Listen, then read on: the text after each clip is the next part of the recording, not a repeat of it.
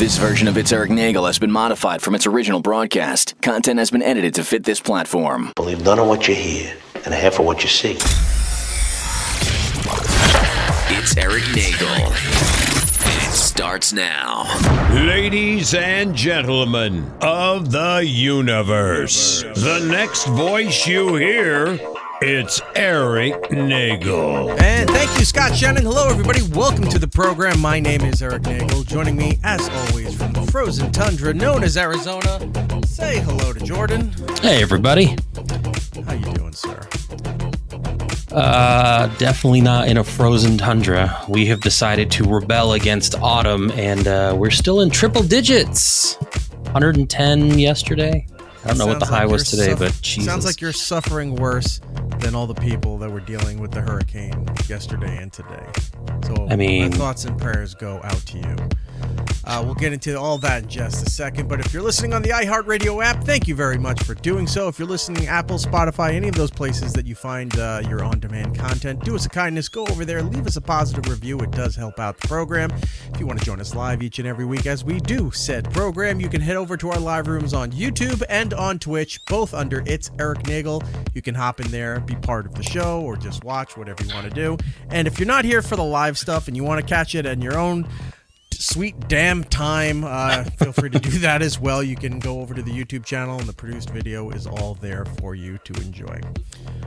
We're not your mom. Do what you want. Just check us out. Come on. Like, subscribe, hit the notify thing. And I know we don't bring this up enough. Look, if you're on Amazon, you got Prime, you know what? Get your free subscription. Get in there and subscribe over there on Twitch. Come say hi. We're pretty much almost done with Twitch as it Look, is. I'm going to milk it for all we can until we're eventually out of there. Until they kick us off of there. Yeah. Yeah. If you get your free Prime account, go over there and use it towards this show. It helps us out. It helps pay Jordan and whatnot. Does it? Maybe. We just say that so that they'll do it and feel bad for us. The chat's saying you're very low. I'm very low. You are. Here's what happened. We were testing the audio stuff out. Yeah. Nobody likes hearing about the tech problems and all that shit, so we're just going to do it real quick. So all the stuff that booms the mic and makes it sound fantastic and what have you, drowns out all the secondary audio that you're going to play. Songs and clips and things like that, and then you can't hear that stuff, but you hear me fine. And who wants to hear me? They want to hear all the clips and stuff, right? Right. There you go. See, that was even coming through the one channel. Damn it. Try it again. Right. Still doing it. The one channel. Take 3. I swear I should just get a hammer. It's still doing it. All right. Fuck it. Turn on. Well, they say you sound better. And you know what? That's what the people want. No, they don't. They want more Eric Nagel. I don't even want that. How do I do this? Do I raise it here a little bit? I had to invent things yesterday just to see if we could cancel. Right. Oh my God, that's you're much louder. Yeah, hold on. Is that better? Talk. Hello. It's a little better. God damn it. This is what happens when you don't do things on Thursday nights and you switch to a different night. People are using shit and everything gets all messed up. Yeah, that's what it is. See how loud that is? Oh, don't do that. It's good stuff. I miss having a proper studio. But the new stuff's coming. New stuff's going to be put in, so. See, this is just sounding way too loud. I'm hearing like the air conditioning. Are you hearing that? No, you sound actually better on our end. Well, at least my Stop end. listening to the chat. I don't care if the chat can't hear me. It was fine 5 seconds ago. And now everything's all kinds of messed up here. Is that better? You sound good. You sound perfect right here. That? Perfect. We're doing the shit that Eric's every too other loud. stupid show does, that they don't check their equipment, and we checked it several times. Why did I touch it on the air? Block whoever it is. Just kick everyone out of the Sorry, room. Mike, you're out of here. We'll start all over. We're going to need a super chat from you to get you back in our good graces. Yes, please do that so that I can keep Jordan around for a little bit longer. So much going on, so much to get into, as always here. Right. But before we do all of that, Jordan is going to tell us all the headlines that we're not going to talk about. Jordan? Well, this week, the New York Mayor Eric Adams was indicted under federal charges of bribery, wire fraud, conspiracy, and 2 counts of soliciting campaign contributions from foreign nationals. Who cares? We're not going to talk about it. Nope. This past couple weeks, Dave Grohl has come out and said he has now fathered a child with a woman that wasn't his wife, causing them to cancel appearances at Southside Music Festival. None of our business. It's none of my business. I'm not going to that festival. Who cares? No. Paul Feig, the director of the female reboot of Ghostbusters, other shows, things, came out and said Trump and his followers basically turned that reboot political. No, it didn't. The movie sucked. It turned political? Yeah, he turned the fact that was an all-female reboot political, and now he's complaining that that's why it failed. No, it failed because you suck. Isn't that movie like almost a decade old? I don't care because we're not talking about it. Okay. The Oakland A's recently just played their very last game in Oakland, surprising a lot of people, wondering why they're still even a team. They suck. Yeah, I saw some of the things where look how it had like over 40,000 people show up for there. Right. And they're like, oh, this is so fantastic. All the fans show. It's like if you had been there for the decades that the team had been there since they stole them from Philadelphia, you wouldn't be having this problem. But like everything else, they're all moving to Las Vegas. Everything's going over there. Much like the team, we're not going to talk about it. Got it. And last but not least, the last thing we're not going to talk about is the internet has fallen in love. I don't know if you've seen this stupid little hippo named Wu Dang. Yeah. Yeah, more like meh. People don't understand that, it's cute, but it's one of the most deadliest animals on the planet. And probably racist. No one cares. We're not going to talk about it. Fair enough.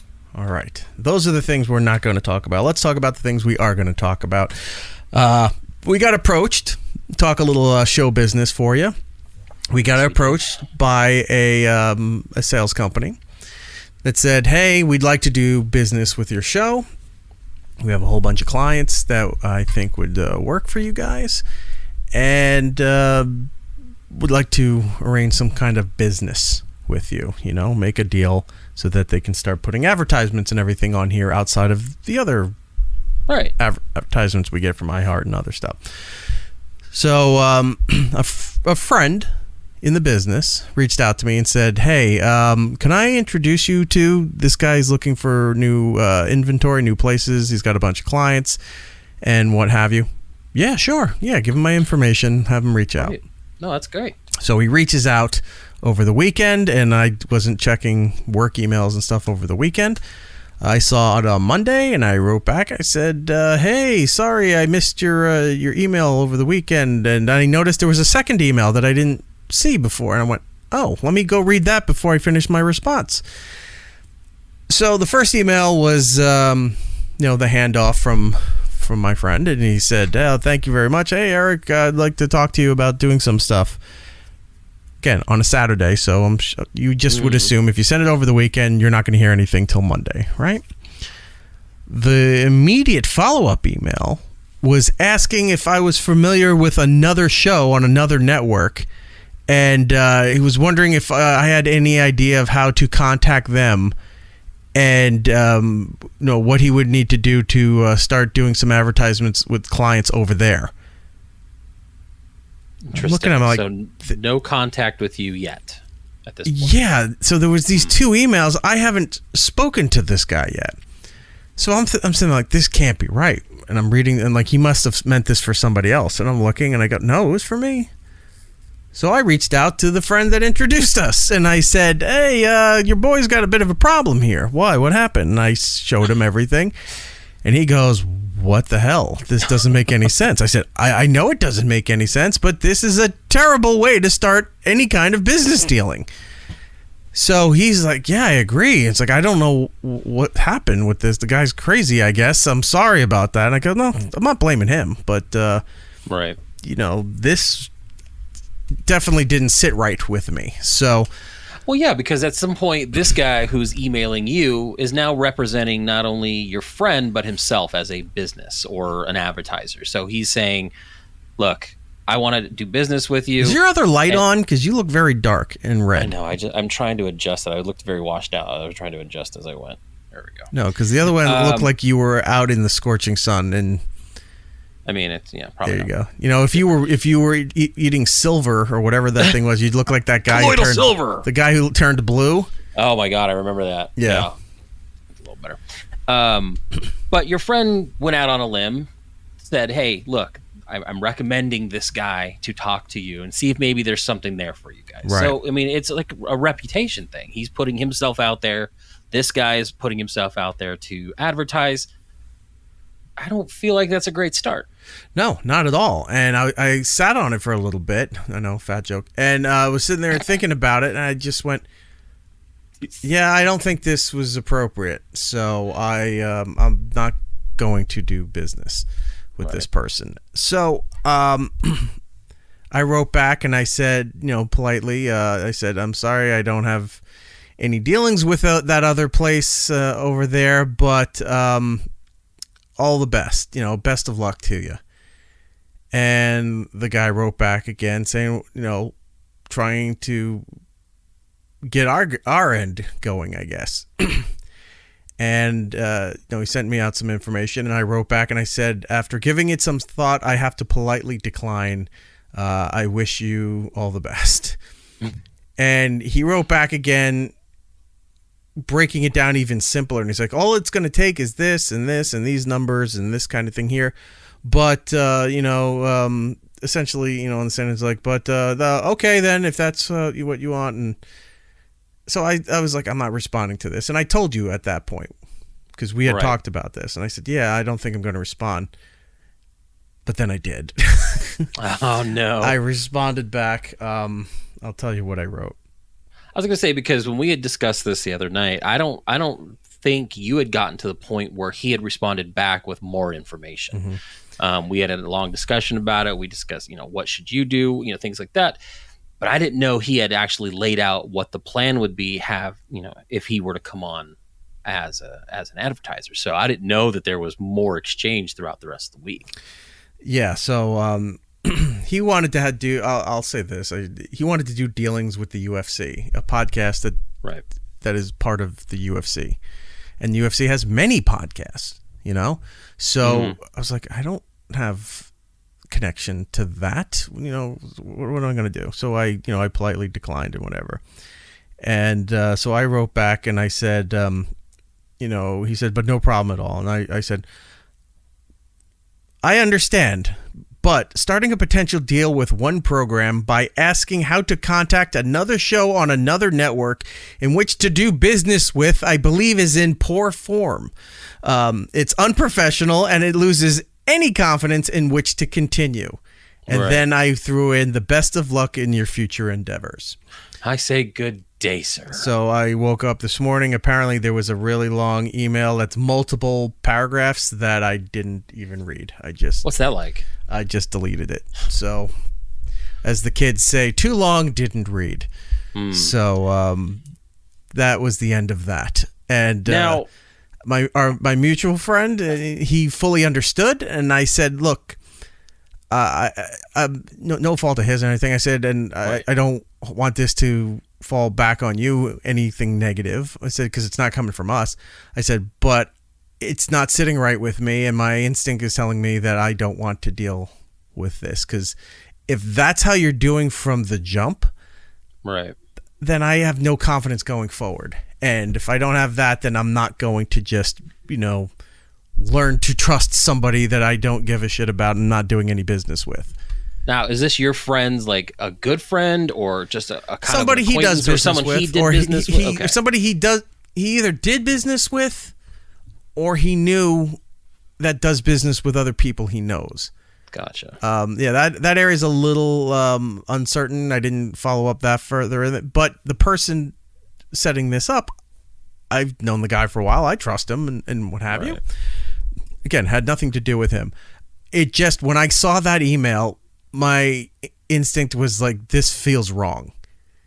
And it could just be the matter of the guy not thinking, but it still was in poor. Like, that's something where after, if we talked for a bit, made a deal, something was happening, it's like, hey, do you know these other people? Yeah, I do. Why? He's like, Do you think? No, I was thinking about doing some stuff over there too. Do you have a contact for it? Then I wouldn't have a problem because I'm already doing business with you. Well, even if you weren't fully doing business yet, and in the course of a conversation, at least in over the phone or in person, you're having that conversation, and you're through that conversation, you find out I'm also looking to possibly do a deal with them, or at least get in touch. Maybe over that the course of conversation, you can possibly help out.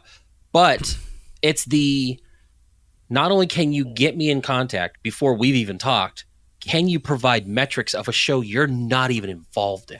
Yeah, and that is well beyond a working relationship. And that was two inquiries before I even got a chance to respond. Yeah, you hadn't even responded. You wrote over the weekend. I didn't see it till Monday.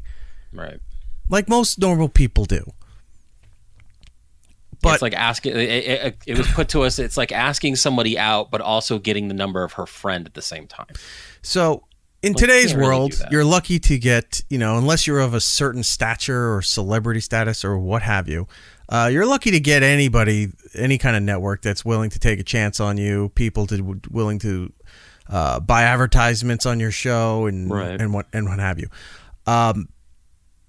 So I understand that, and sometimes I've done business like this for many, many years. You got to sometimes, if the money's right, you got to kind of, all right, fine, I'll, suck it up and deal with whatever the nonsense is just because the money's good or what have you. But when you haven't even gotten to that point and this happened, I just said, I don't care about this money. I should maybe, but I didn't. Like it wasn't an ego thing or maybe a pride thing. I don't know, but I don't want to do business that way. And that's the first hindrance in the potential relationship of doing business with another company. Yeah. Because you never know what else is going to come up that, I hate the term, but it's a red flag. You know what I mean? It's if this is how you're going to start doing business, then what happens when we get into business? Yeah. And it's just, you always have to put your best foot forward. And then, as things progress, then, you kind of figure things out, feel it out a little bit. But when you're immediately asking information about, like you said, a show you have no affiliation with, right? That is a little weird. So, that all happened, and that's where we're at with that deal. So that there'll be others. You have to look at it that way. There'll be other opportunities. We still have stuff locked in here. We're good. We're not hurting for anything here, and anything else that comes in addition to it is fantastic. But it just felt off, and I just said, I don't need to deal with this. I'm not in that need of anything. So best of luck to you. I'm not doing business with you. And I don't know what his response was, but I saw it. It was I quickly glanced, and it was at least 4 paragraphs. So I'm not reading that, and because I have no interest anymore. And I don't know if he meant, like, if he was making up for anything or explaining things. Well, you said your piece. I've already tuned out, really, and I'm done. So what I liked about this entire situation, and it's not even so much the business side, is that you felt comfortable enough not only to ask me, but bring in the Hollywood agent Rob Stark and really kind of feel out if this was a good business decision. And I think that's a good thing. He gets ornery if I make deals without him being included, because he's entitled to his cut. So it's things like that really do make me feel like I'm a part of the show, business dealings. And then we got the what also loses confidence in him being my agent. Is the fact that I'll say some stuff and he'll go, I have no idea what you're talking about. I go, you should know what I'm talking about. You're my agent. You should be the first to know. But so here we are. Anyway, so that happened. That sucks, but you're right though. If it's bad from the get-go, it's probably best not to immediately get into business. So there will be other chances. There will be other things. We are doing the show a bit of a delay. The iHeart show did not go out as it normally does on Friday. It's going out over the weekend. We're not required on a hard day to make something be released. You're supposed to. We're required once a week, but we set the tone. We set the parameters of when we're going to release it, and it's usually Friday mornings or Friday midday that the show goes out. Well, this week we had to offset it a bit because a couple of things. One, I don't know what happened. I just started feeling really weird and wasn't feeling that hot. And it wasn't that I couldn't do the show, but you ever just sit there and you're kind of not really doing anything strenuous, and all of a sudden you go like, my energy's getting more and more depleted. Like I can't even focus. So I was contacting you. You were out having being super dad and going to parent-teacher conferences, and we're kind of left high and dry because she's at the age where you have multiple teachers because she's what, junior high, middle school? What do they have out there? She's 8th grade, so the way her school works is that they have 7th, 8th, and then high school. So it was all one school. So it's a high school, but it incorporates the 7th and 8th grade classes and stuff like that. But, all right, she's at the age, that level, multiple classes. You're supposed to go as parents together to go and see the teachers. You go see some, her mom goes see some others to offset the amount of teachers that she has.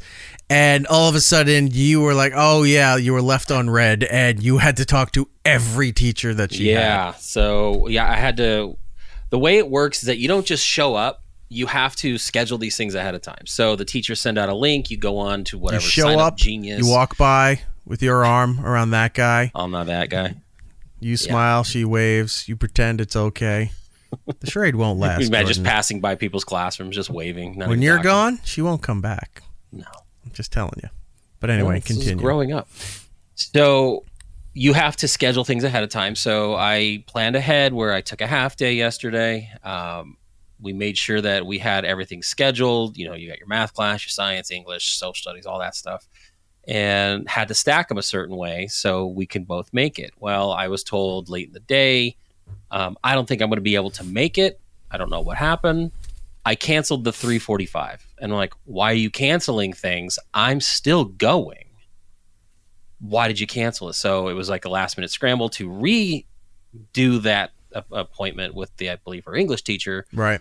And she put it back in, but she didn't make it. It was just me. Now she goes, hey, I don't think, my daughter is going to be able to come with. And I'm like, well, good. It's a parent-teacher conference. I would rather her not be there. The kids aren't supposed to go to that thing. Exactly. There are cases, especially with my son, where he's just there because, for one reason or another, I have nowhere else to have him. So it's just right there. It's easy. But in her case, why would she want to be there? I want to discuss some grades that have slipped a little bit, ways to help out and things like that. I don't want her there. You're plotting against her. Yes.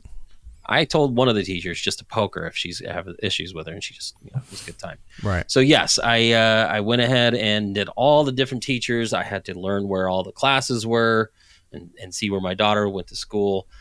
I'm glad I was able to go because I was able to give context to how my daughter is to these teachers because they don't really know her history, moving around a lot and things like that. So if there's any issues with not really opening up to other students or talking to anybody or feeling kind of isolated, that's probably why. She's still kind all the of gang adjusting. Signs and the cutting. Yeah, she doesn't know what gang she's going to get jumped into this year, especially going into high school. You really want to get solidified with the Crips, but who knows? It's Arizona. But yeah, it was a good experience because I didn't get to go to orientation to meet all these teachers, so I was meeting her teachers for the first time too. So, yeah, it's exhausting. It was really exhausting to have to bounce around all these things, really kind of figure out how to help my daughter in certain cases, but in 10-minute windows. So how much time, how much am I really going to learn and how can I really develop? So she's going into, and my son's going into fall break here in Arizona this week. So for 2 weeks, no school.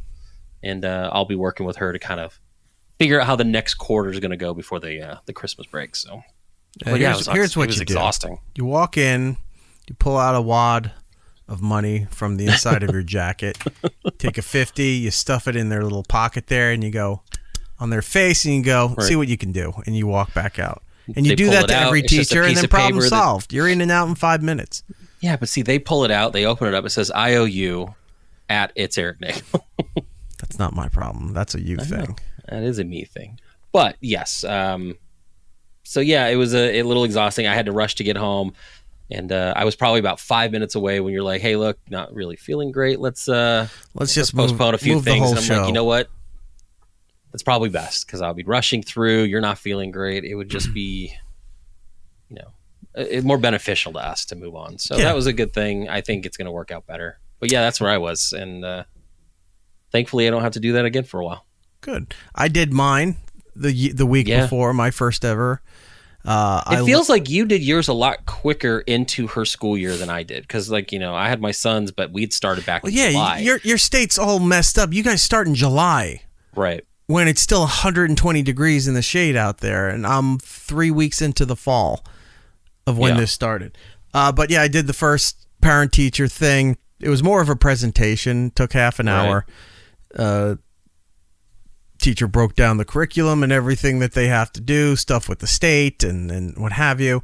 And that was it. At the end, if you had any quick questions, you did that and then you left. And then did you sign up for the PTO? Are you that was the other member of the PTO? So I had to learn about the PTO, which is apparently, I what guess, does that stand for? Somewhere, some point in time, they changed PTA to PTO, and it bothers me, even though I don't care about it. What does the O stand for? Because PTA was what? Parent-Teacher Association? Now it's Parent-Teacher Organization.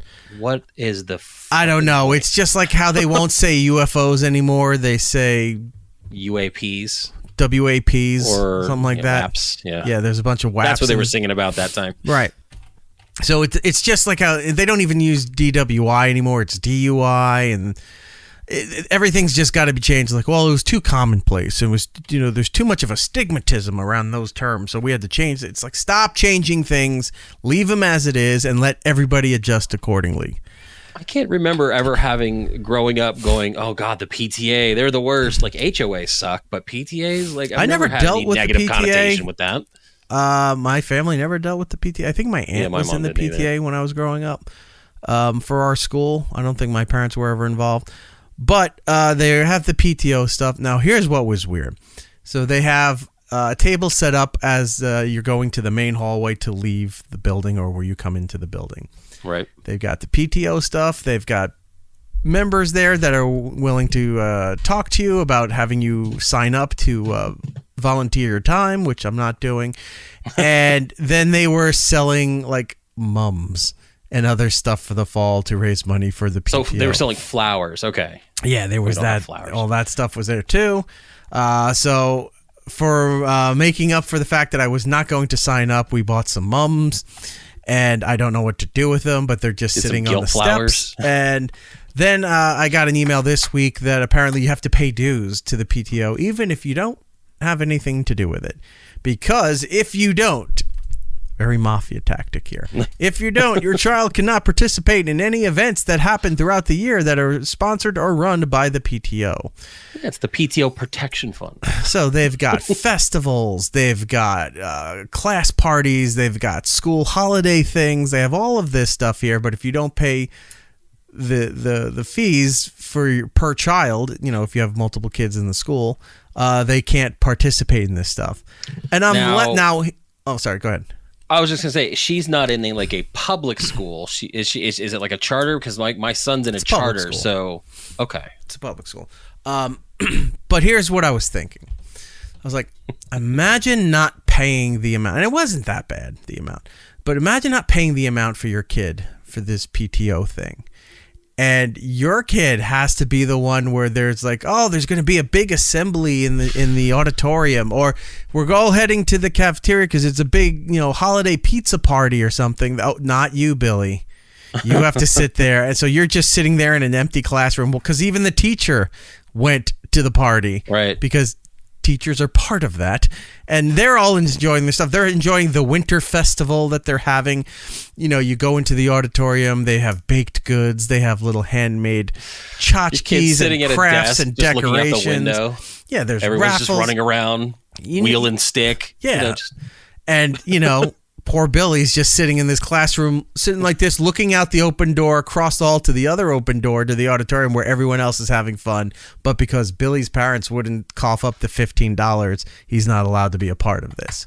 They pipe in that sad Peanuts music into the classroom just to remind him that this is very sad. With the chorus. And he's just sitting there. He's sitting there, heads down. He's sitting on the edge of a desk. His feet are hanging back and forth. Poor Billy. Dad wouldn't. I don't know why I went to that place or about some kid being left out while the entire school's having a good time. Well, I mean, what else is going to happen? I know. If you can't participate, you can't participate. They're not going to feel bad. They need your money. Yeah. So now, when you told me the amount that they were trying to extort from you, I felt jealous because it was a much, much smaller fee than what my son's school extorts from me every year. Right. He is in a charter school. I didn't complain about the fee, though. I never complained about the fee. I just said, this is all new to me. And I'm like, why am I paying? Like, it was more of a question. Like, why do I have to pay this? What am I doing here? What is this for? And then it sounds like very similar to mine, the way they handle it, where, you get to go on field trips. You can do all this stuff. I'm not paying anything extra. The only thing maybe I would extra pay for is like a class T-shirt or something like that. But right. Yeah, I mean, I guess, well, because here's the contrast, and when we were talking about this, is that I got an email from my daughter's school saying, hey, the Disneyland trip that's coming up, here's what's due, here's what's the deposit is. This is the first time I heard about this. Right. And they're like, deposit's due by December. It's going to cost like $600. And I'm like, what the hell is going on here? Like, I had no idea.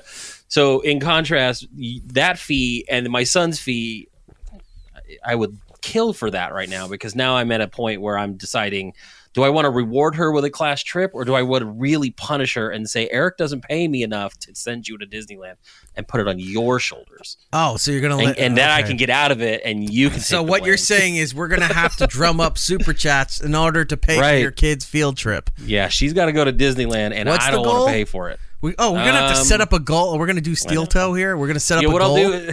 What I'll do is I'll create one of those like whiteboards with the little, like, it looks like a thermometer. I'll be like, all right, I'm coloring it in every show. Yeah. But yeah, she. But see, now I'm at how much did you say? $600? It's like $600 for her. That's just for her. Now I'm at a point now where I don't know if I feel comfortable sending her across state lines with her school and whatever, without me being a chaperone. No. So now I think I gotta go. And then you got to pay your fee, I gotta come right? up an extra $600 for myself. Okay. Yeah. Let's. I'm like, don't do that. Don't send the kid. Yeah. Also, imagine if we're talking about it, but we're not gonna do that. Like, imagine if you set up a show where you're raising money to not just to pay the people on the show or to keep it operating, because there's people who don't have like a network or anything behind them, and they're doing all themselves. So if you enjoy their show, donate to them, super chat. No, I wouldn't. I forgot what Rumble does. If they're on Rumble, there's another form of payment. But they do all the things to donate. Yeah, support those shows because they're not being paid by a company to do their show. But if you're on there to solicit money to pay for your kids' field trip, that's just yeah, that's just sad.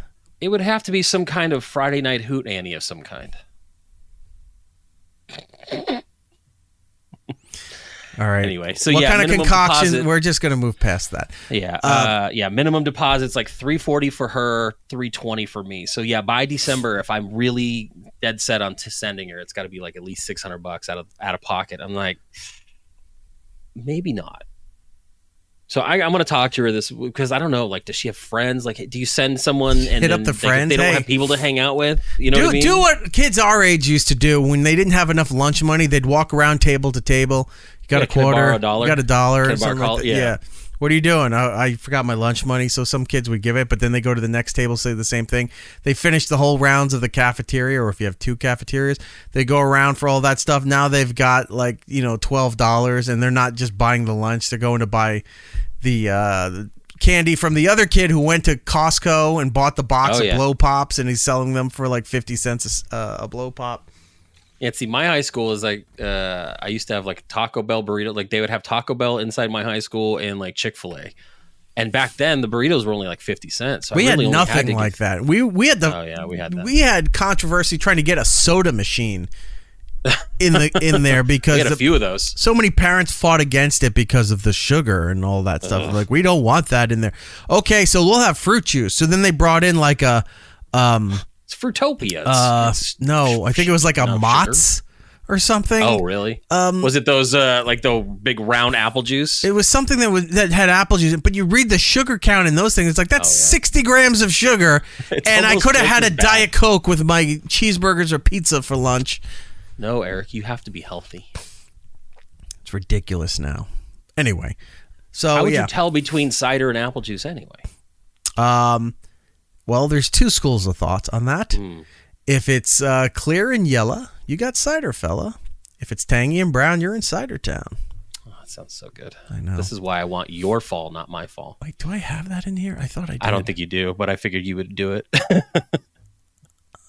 We really got to make a list. No, I have the drop. I just don't think I have it loaded in here. Maybe it's under the consumer. Let's take a look. Wishful thinking.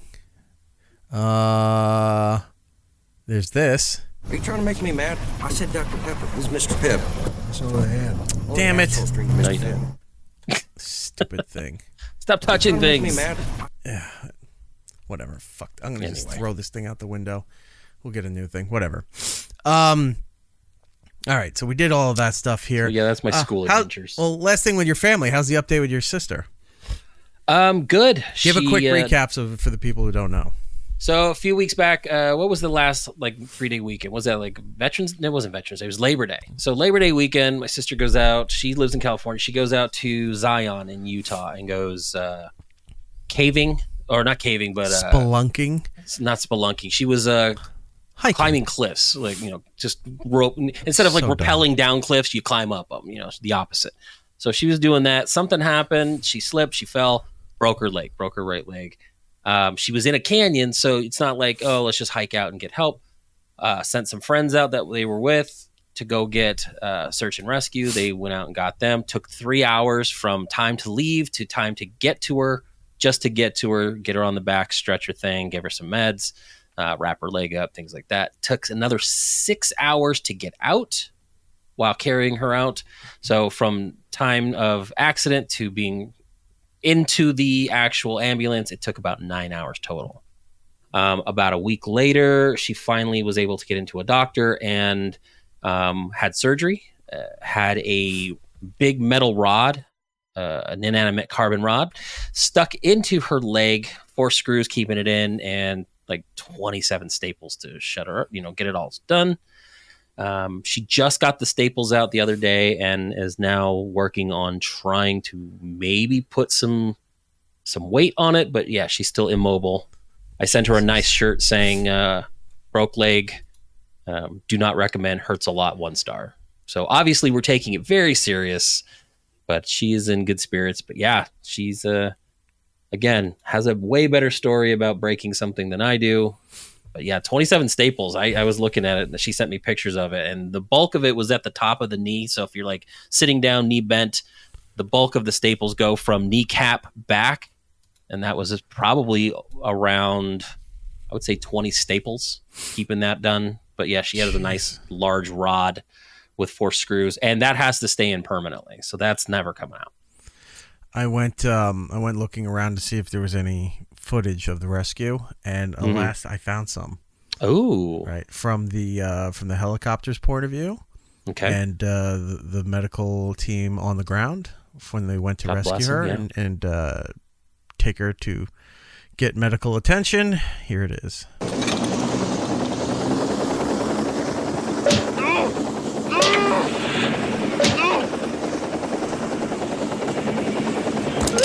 Yep, that's when she finally got out.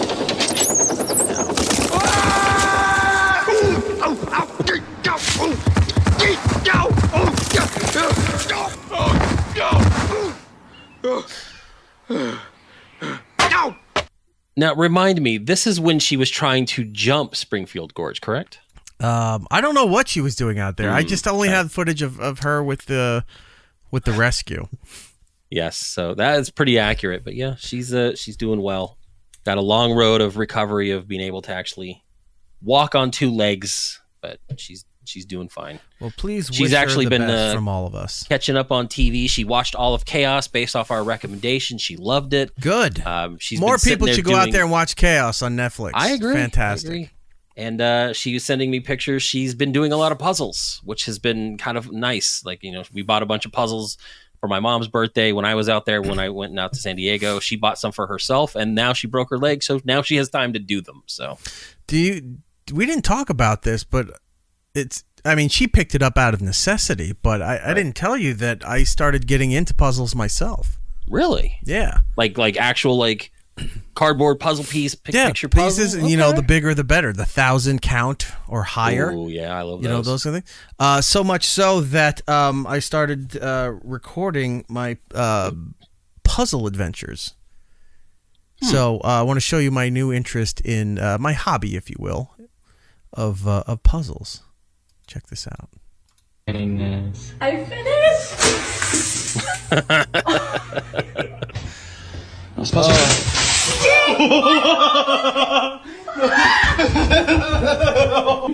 Oh, that's a nice puzzle. Gone. Their faces. I'll set this up there. Oh, that was lackluster. Yes. It's a montage of people destroying people's puzzles as they finish it. So wonderful. Yes. Oh. Well, some of these are very Oh, that's a rough. Oh, so sad. Unbelievable. 1,000 pieces. Ta-da! Oh my God, Nick, what's wrong with you? Endlich fertig. Boah, ist das hässlich. Oh, just get out of here with that. That's funny because today I literally saw a video of a morning show where this gentleman was representing Lego pieces and different sets, and it was like a typical morning show, a couple hosts talking to the guy, and he had like 3 good sets on there, and they're like talking to him like, what's your favorite set? And he points to what has now been a retired set of a snow speeder from Empire Strikes Back. It was all put together, very nice. One of the hosts, woman, picks it up, and as he's talking about how rare it is now and how expensive it is, it slips out of her hands and smashes onto the studio floor. And the look on his face, I could feel that because when I was bringing up one of my sets... Where was this? Let me see if I can find it. It was just some morning show. Let me see if I have the link. I think, unfortunately, it may have been a TikTok that I sent. I don't know if we can play those on here, but just the look on his face, I have felt that scared feeling because... I've been putting together sets. I've got, all my sets. But the biggest one I put together was that Lord of the Rings set. And when I'm lifting it from my kitchen where I built it upstairs to get it in, I was so freaked out that I was going to drop it. And just that's exactly the look on this guy's face. Let me try to send what this was to you, which one was it again? What was the Star Wars piece? It's the snow speeder. Like, remember when Luke was going around the AT-AT walkers, the AT-AT walkers, and doing the tow cable? It was that thing. Yeah, see if you can find it because I'm not seeing it here. I'll send you the link to the TikTok. It was like a news show? It was some kind of news show, live TV, and she just smashes it into the ground. I'm going to send you, I'm going to post it in our show prep page here. Just the look on his face, though, I felt so bad. So if you look into the Discord show prep, there's the link. I don't know if we can play him on here, but okay. Let me see. If I just felt so bad. But that video you placed of just everybody smashing those puzzles, that it's exactly the same feeling I would have, and I just felt so bad. Okay, I think I can. I can. Gotta move it over here. Okay, we can bring this over. And do it this way. There's audio on it, right? Yeah, there is. There should be, yes. Okay. All right. Audio is there. That is up. All right. Here we go. This is it? Yep. Okay. It would be this one, I think, is one of my favorites. It's really old. Picking up the snow speeder. Really old. Oh trashed. Okay? Don't panic, everybody. Don't panic. And he's just like, oh, God. Together, right? And we heard you guys have I see the look in your eye, like, oh my God. We're going to have a conversation about that after the show. Oh, witty banter. They try to play it off like, oh, the key is rebuilding it. No, it's not. When you do these kinds of sets, there's no chance I ever take any of these apart and be like, oh, like a puzzle, I'm going to reassemble it. Fuck that. It's done. Who built I'm this finished. thing? This girl in the plaid? No, the guy. The guy in the leaning glasses, on there. All far right. So So I these think are all his those are personal hosts. These are all his personal collection. Correct. Okay, so he doesn't work And for she Star just Wars. drops He doesn't work for Lego. He's not bringing it on there to show that these are available for like the holiday season or something. He may have been there promoting maybe like a local Lego shop, or maybe how Lego has now taken new strides in the consumer marketplace and stuff like that. And she just takes a set that is incredibly hard to find now and has gone up in price and just drops it. That's okay. Don't panic. And the other one's like, it's all right. And he's just like, trying to laugh it off. But I know like he just puckered a bit and just goes, Imagine he ran over and just speared her right through the LED screen behind her. He's like, we got to cut away. He's just beating her. Yeah. It looks like those banned Canadian PSAs. But yeah, I just, that video you played of the puzzle shit, it's exactly that same feeling. I'm like, oh, God, no, don't do that. I found that puzzle video and I just was watching and I was looking for more because I'm like, that is so, you know how people watch videos to make it sort of like relaxing, very zen for them. Just seeing people ruin full puzzle projects as they complete it I was dying. You're like, I love the just the pain in their eyes. You just when something they've been working hours on swipes it down the table like a guy throwing a beer down the down the just down the bar. Oh God, I was laughing. I think I was in bed while I was watching this, trying to watch anything to fall asleep, and that came on. I was just laughing so hard of all these people doing puzzles, and then there's just a guy with recording this and ruins it for all of them. Well, and it must have hit you in such a good way because usually you send those things to me or Rob or both. Yeah. Because we were sending videos the other night. I found the one where the guy was rolling, like he was going downhill in his truck and it started rolling and you could see the guy get ejected from the truck. And then as the car's rolling and as he's falling, the truck hits him again and he goes flying. And I must have scrolled through a bunch of videos and people kept sending different angles of it. So I just kept laughing so incredibly hard.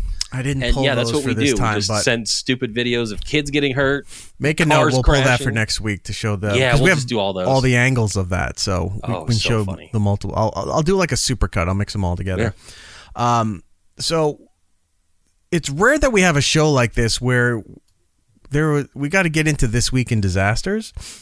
Yeah. But big one. Before we do that, I think I had one or two. Where's my list? I had a couple other videos to show you here. The others we can save for later. This one we can do. Okay. So the UN was in session this week.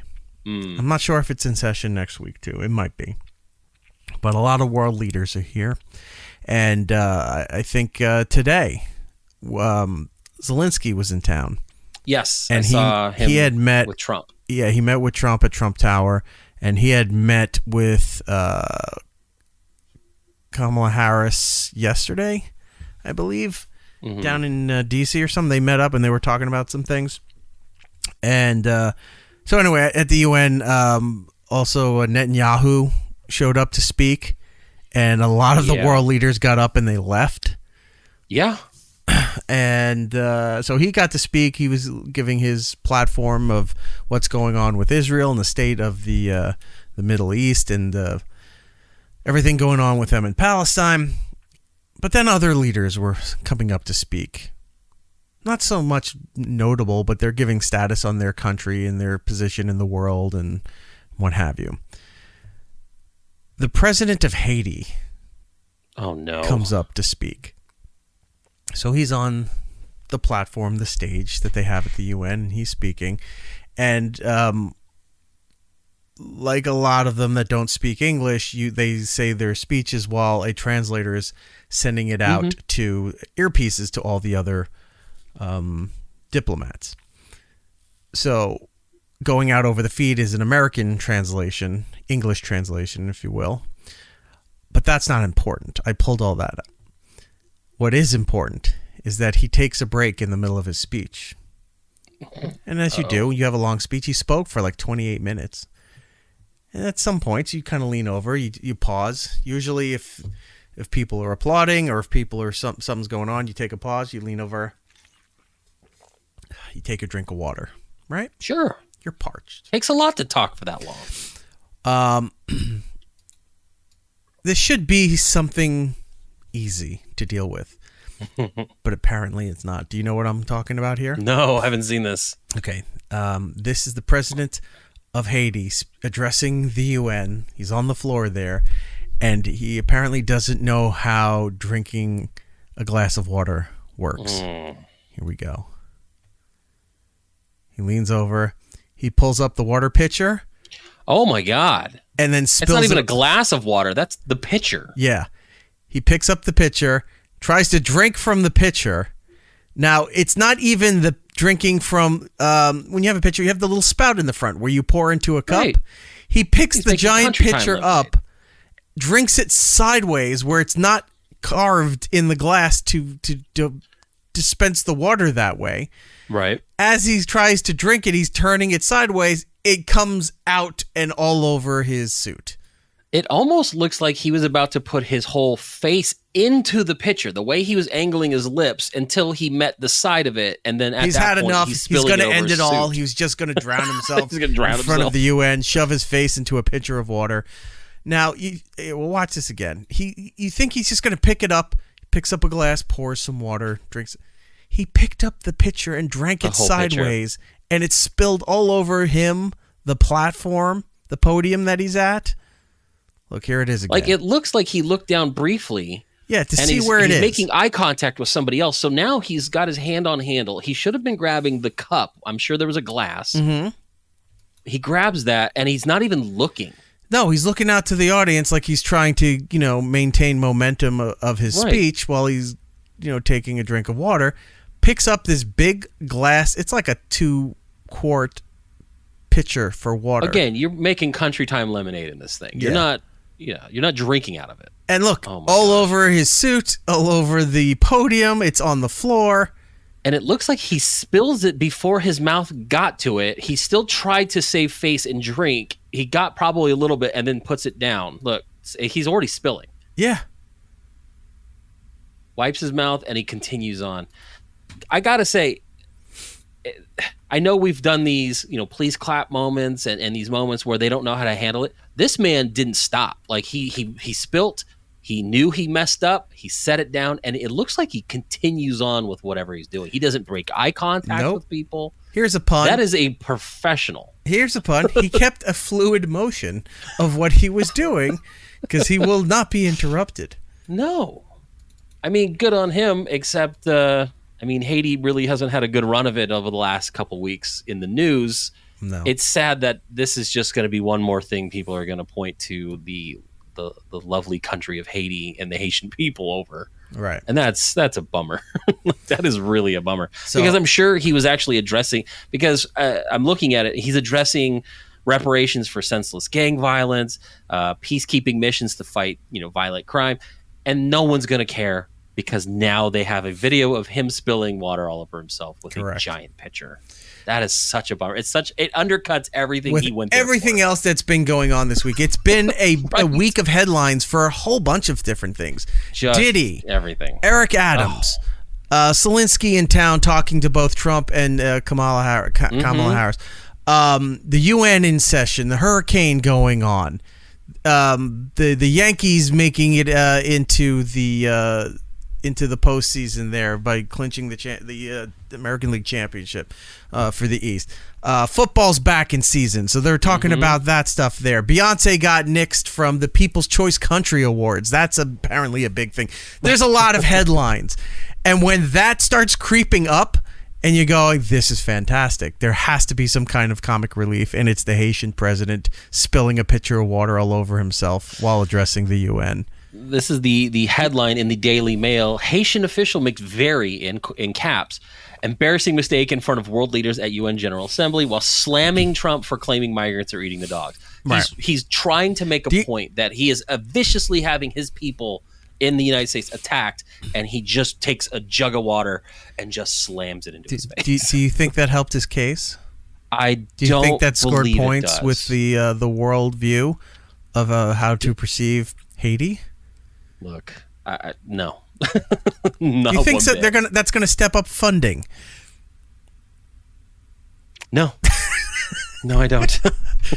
Everybody back home, if there are not already, gangs and looting and all that stuff, anybody else who's still left of sound mind back in Haiti is going to go, Jesus Christ. It's like, can we get a break anywhere? We're the most impoverished nation right in the Western Hemisphere.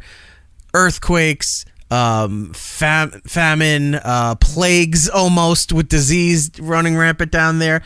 You've got the American candidate for president saying that we're eating cats and dogs while living in Ohio. And then the president of our country just spilt a pitcher of water because he doesn't know how to drink from a cup. Such a bummer. Because, I mean, it's just not your year, Trump Haiti. got the Sorry. same. Yeah, sorry. Maybe next year. Yeah, just write out the holidays and look, New Year's Eve, New Year traditions. It's like, this will be the year we get it right. 2025 will be the year of Haiti. All right. We got to move on because, like we said, there was a lot of disasters happened this week. There's a lot going on. We got to catch up.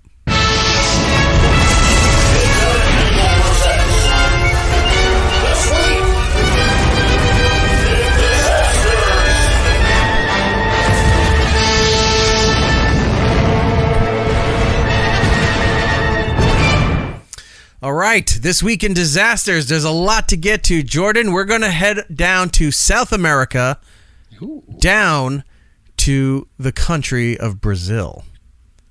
Brazil. Okay. Bit of a hotbed right now. It is. It's a lovely place, but... just hosted the Philadelphia Eagles in their season opener. First American football game down in Brazil. Lovely place. Borderline on the brink of corruption. A little bit. A lot of crime down there. A lot of big booty hoes, which a lot of people like. Fast and Furious 5 was there. Right. Good for them.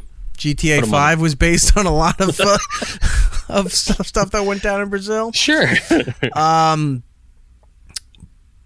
But this has to be the biggest tragedy in recent years. A blimp crashed. This blimp was floating over Sao Paulo in Brazil. Mm-hmm. Something happened, and it looks like it's promoting Sao Paulo.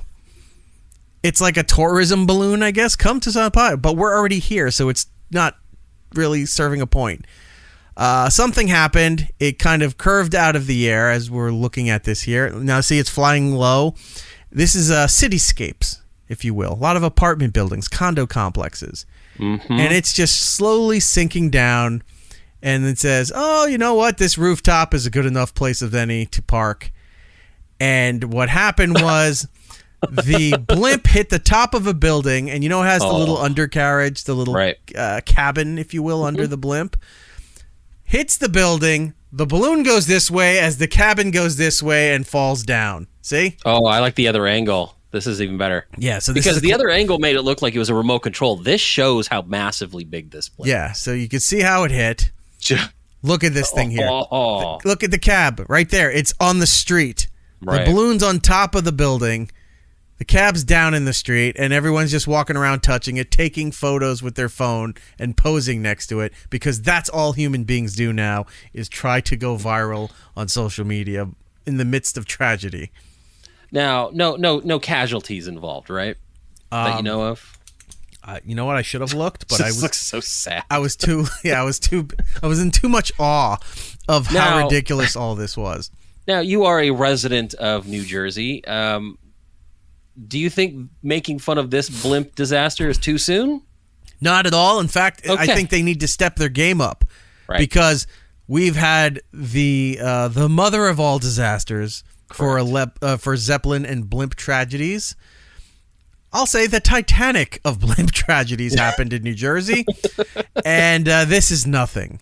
Yeah, I was going to say, this is very lackluster compared to the footage I have seen of the Hindenburg, but this is funny nonetheless. And as long as no one's unfortunate, it looks like it hits and kind of almost just gently sets himself on the building, and everything just kind of deflates and is ripped open like a balloon. Yeah.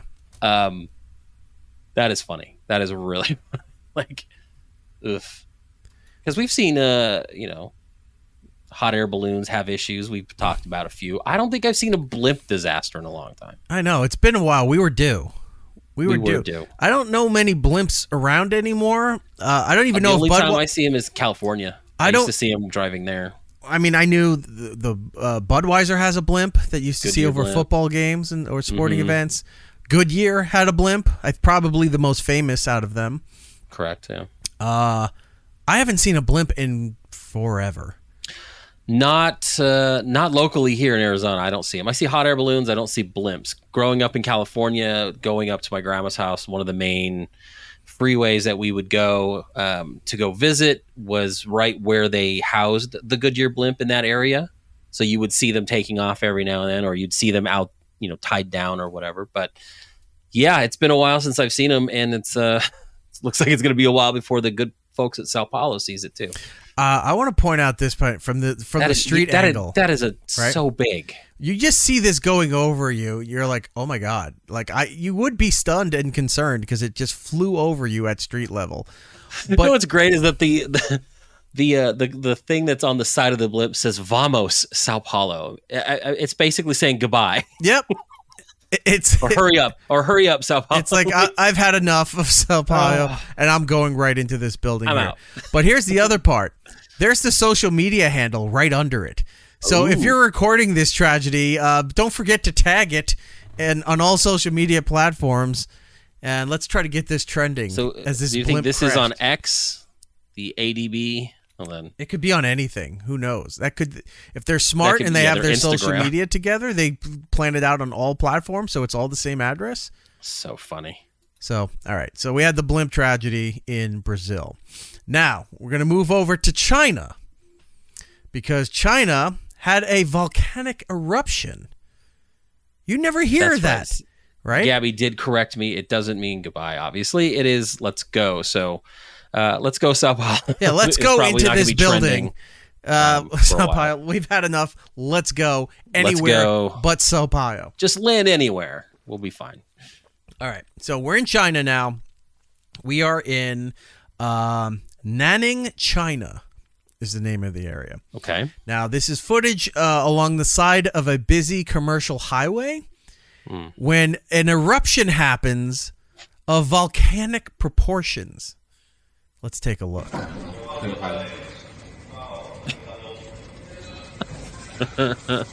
So you're seeing like street cams, a closed circuit camera.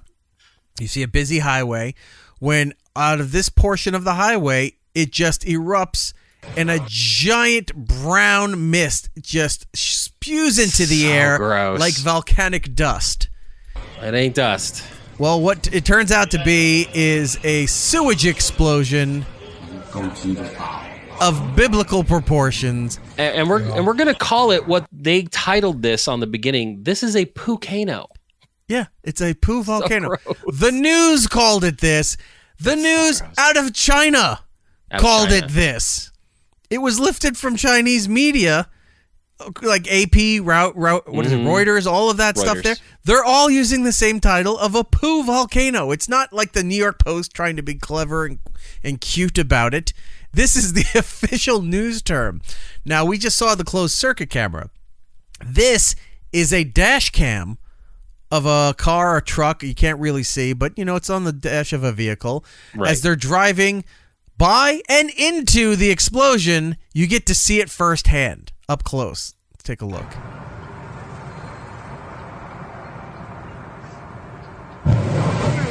Oh my God. That was the explosion. It looks like fire. Oh, you can hear it raining down. Oh, that's gross. What you're hearing, it sounds like disgusting. Hail.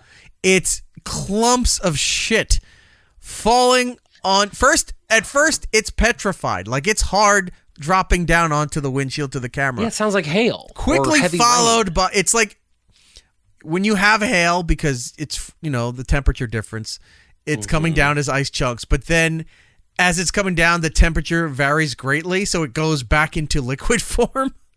So you're getting the frozen particles hit at you, and then a full shower of sewage. For those listening, the way it explodes, it's this orangish color, almost looking like it's fire. Like that almost looked like a plume of flames. The whole eastern seaboard when Canada was burning last year. Right. It's that same color. All of New York was just bright orange, like we were in hell. China shit yellow is what I would now describe it as. All right. Listen to the explosion. Here it goes.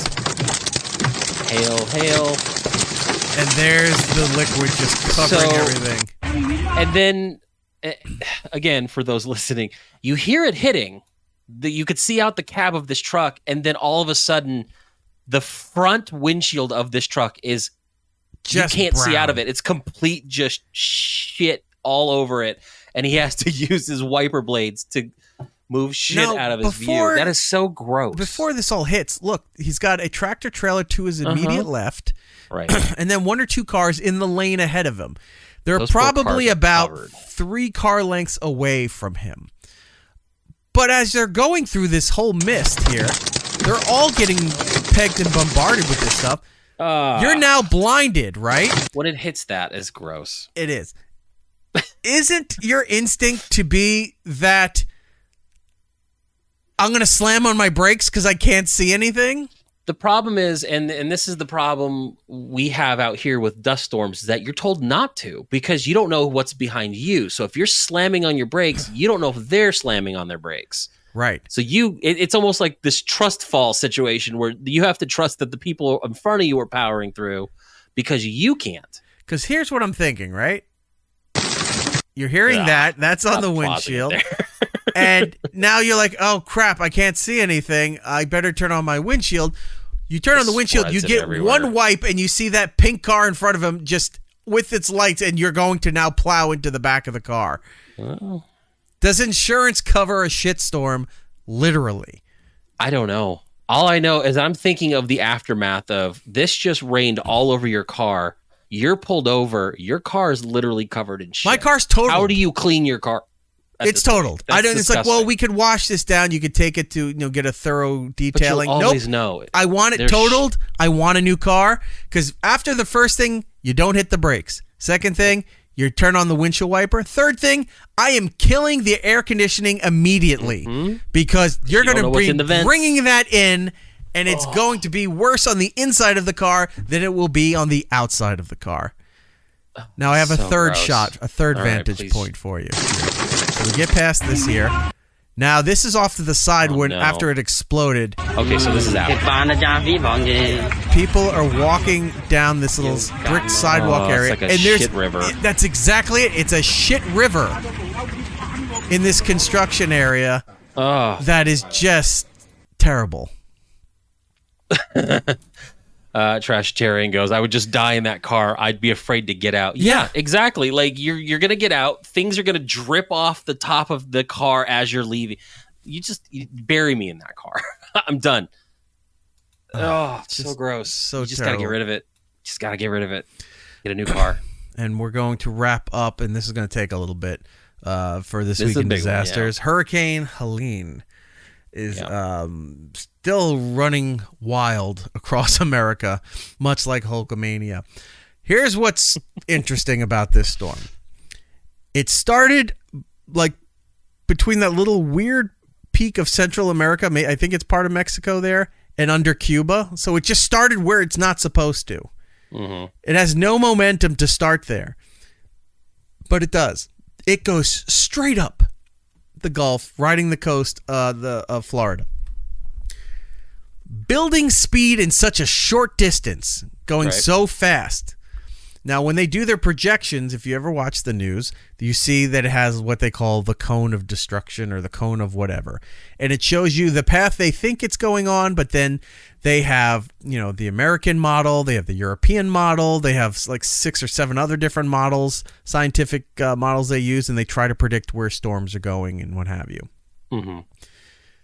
This line was going up. It almost looks like a question mark.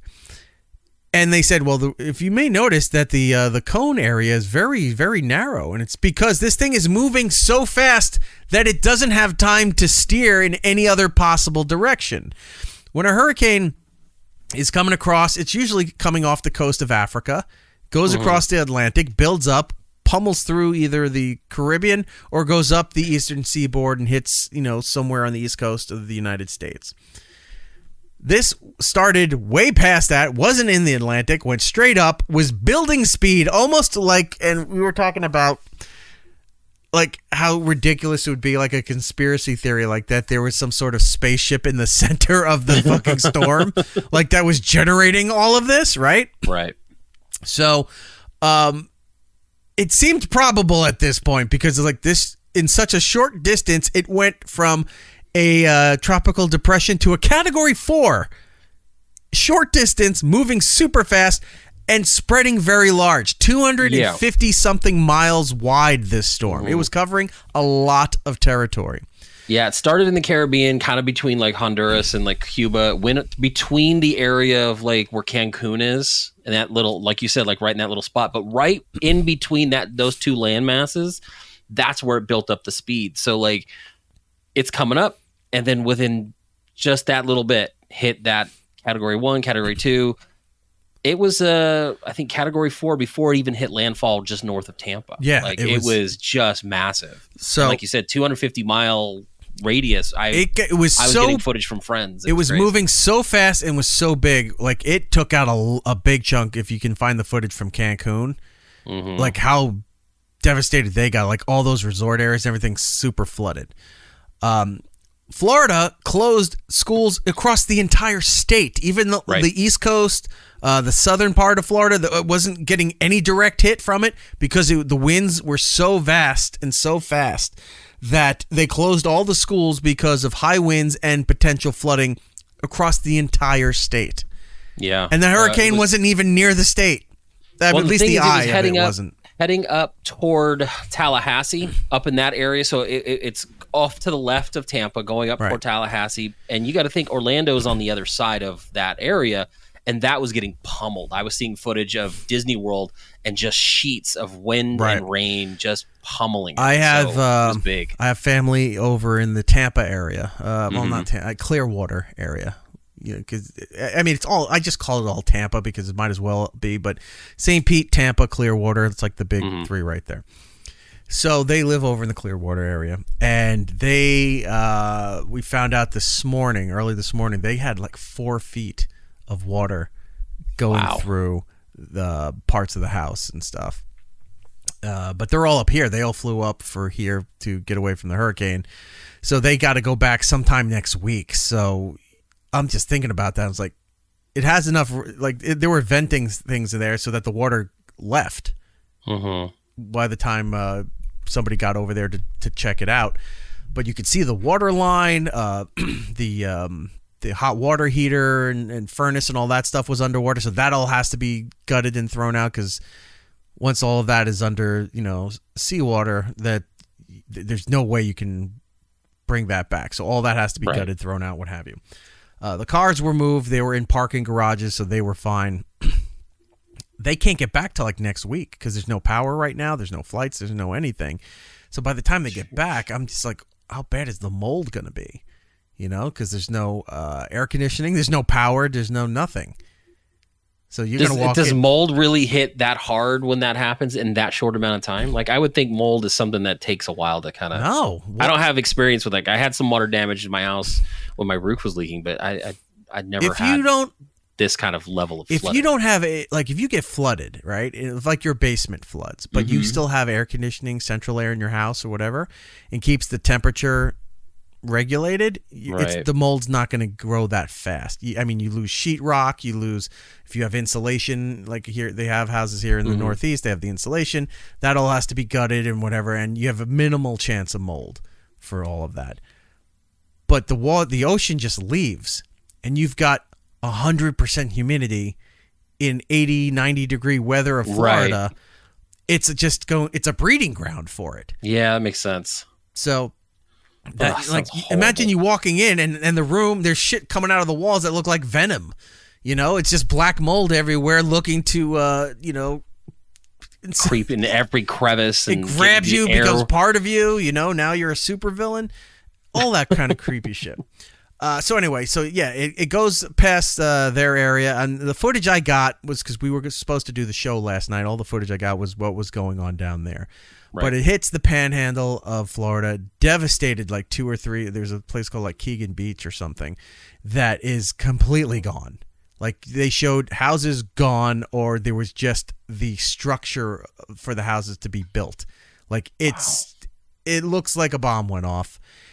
And from the news reports I saw today, the majority of these towns are not insured because they were dealing with a hurricane from last year and then one like a year before that the insurance said, fuck this, and got super expensive that priced all these people out of it. So as they were just getting their stuff back together from like 13 months ago from another hurricane, this thing comes. They said, I think like 90% of the people in these towns, businesses and everything, none of them have insurance. So these are towns that are completely wiped off the map now because there's no money. They can't afford to build their stuff back. They don't know what is going to happen there. But then it goes up further, and then we're seeing videos of and I would have pulled these, but it wasn't really anything glorious to show. There was just giant flooding all over the place in North Carolina. I think I can pull up one thing here. I didn't get a chance to pull the video, so we're just gonna have to play it off of Twitter. But I think this is the Asheville area of North Carolina, and a lot of these people didn't have, I guess, proper time to evacuate for this. So look at this video here. This person opens the door, and look what happens here. Look at this. Jesus. That's their entire property. Front, back, side to side. The house is just in the middle of a river now.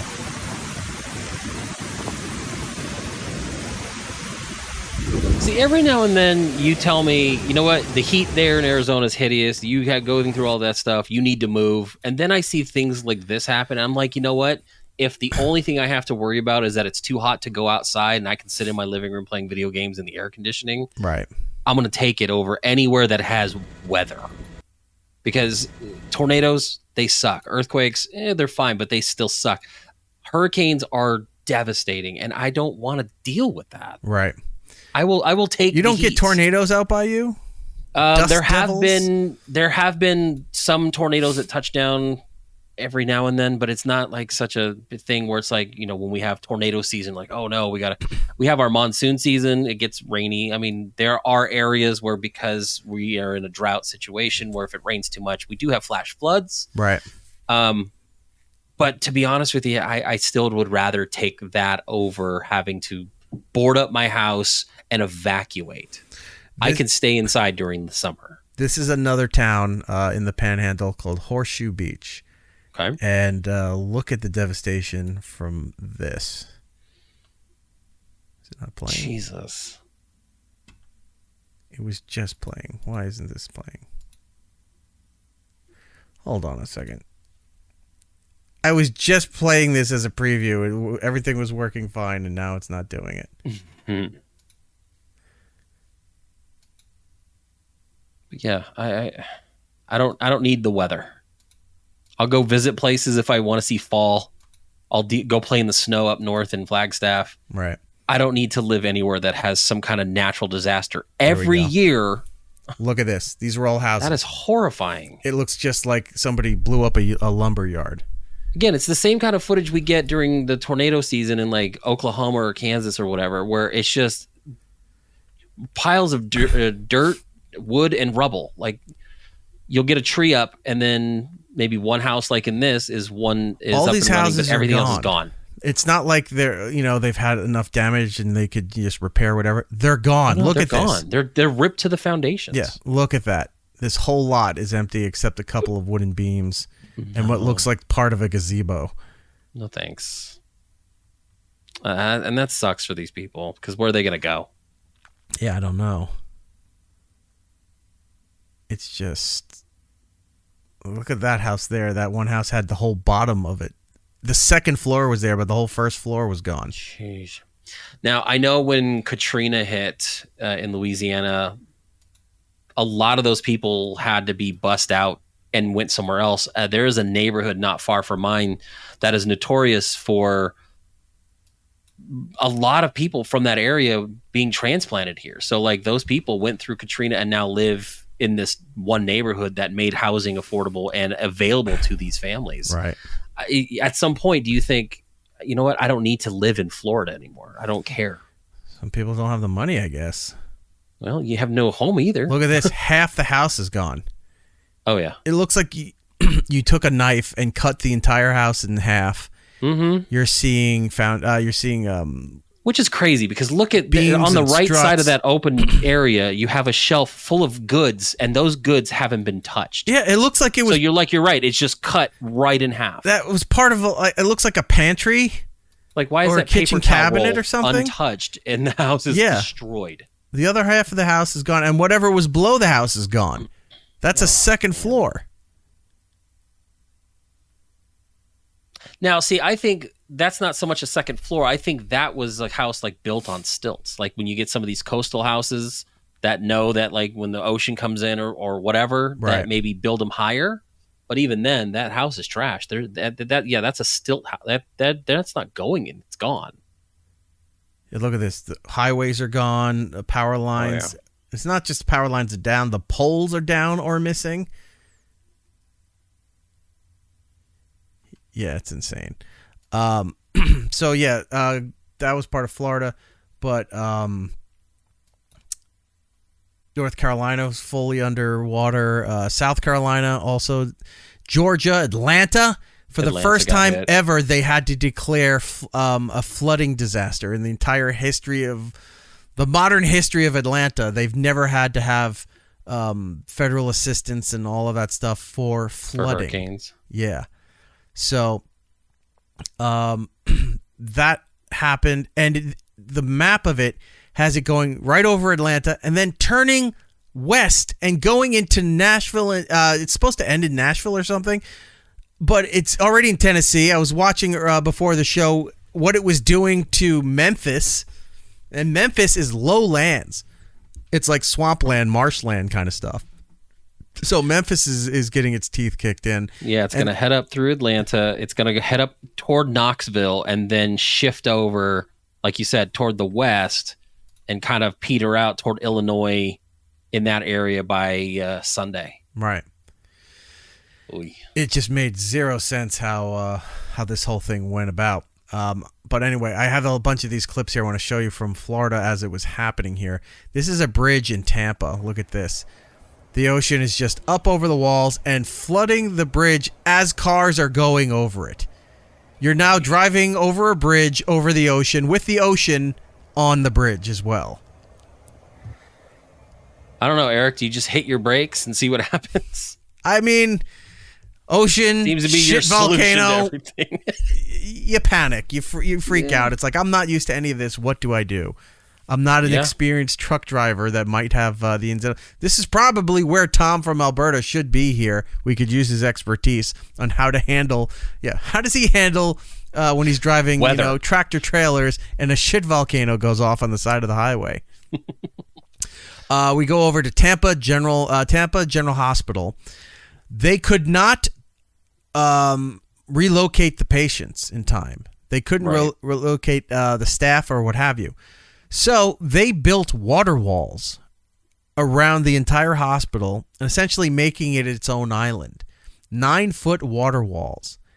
And look at this. That's the ocean coming over the rest of the area. Yeah, this is beyond just putting a few sandbags up to keep your house dry. That is nuts. That is full water. Yeah, look, the bay right there is just over all the land. But if you see at the beginning here, look at this. There's just hospital employees checking and maintaining the wall. And they held. 9-foot walls held back the storm surge from the hospital. Which, look, that's a marvel in and of itself of engineering. There's got to be some company out there developing some kind of quick system like this where you can stick these walls up if it doesn't already exist already. I mean, I clearly don't know, but that would be just an amazing, like you said, engineering feat to be able to put these things up in a quick fashion instead of this typical sandbag type situation. You know what I mean? Like, yeah. There's got to be some kind of market out there for that. Here's some more footage from the local sheriff's department out there showing you, look at this. They're just boats towing other boats as the streets are gone. These were busy streets, main streets through different parts of town, and they're all underwater, and they're all traveling on essentially like fishing boats to get around the town. Look at this here, too. This is always insane. Oof. You had tornadoes touching down, too, in these areas.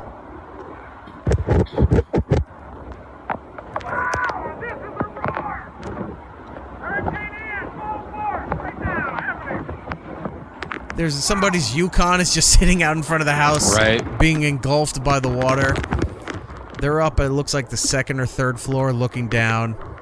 All the debris is forming like garbage islands in the water.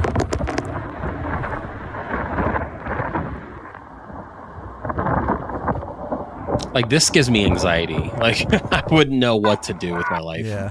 I don't know if this is just repeated. It might be a loop. But yeah, so that was insane.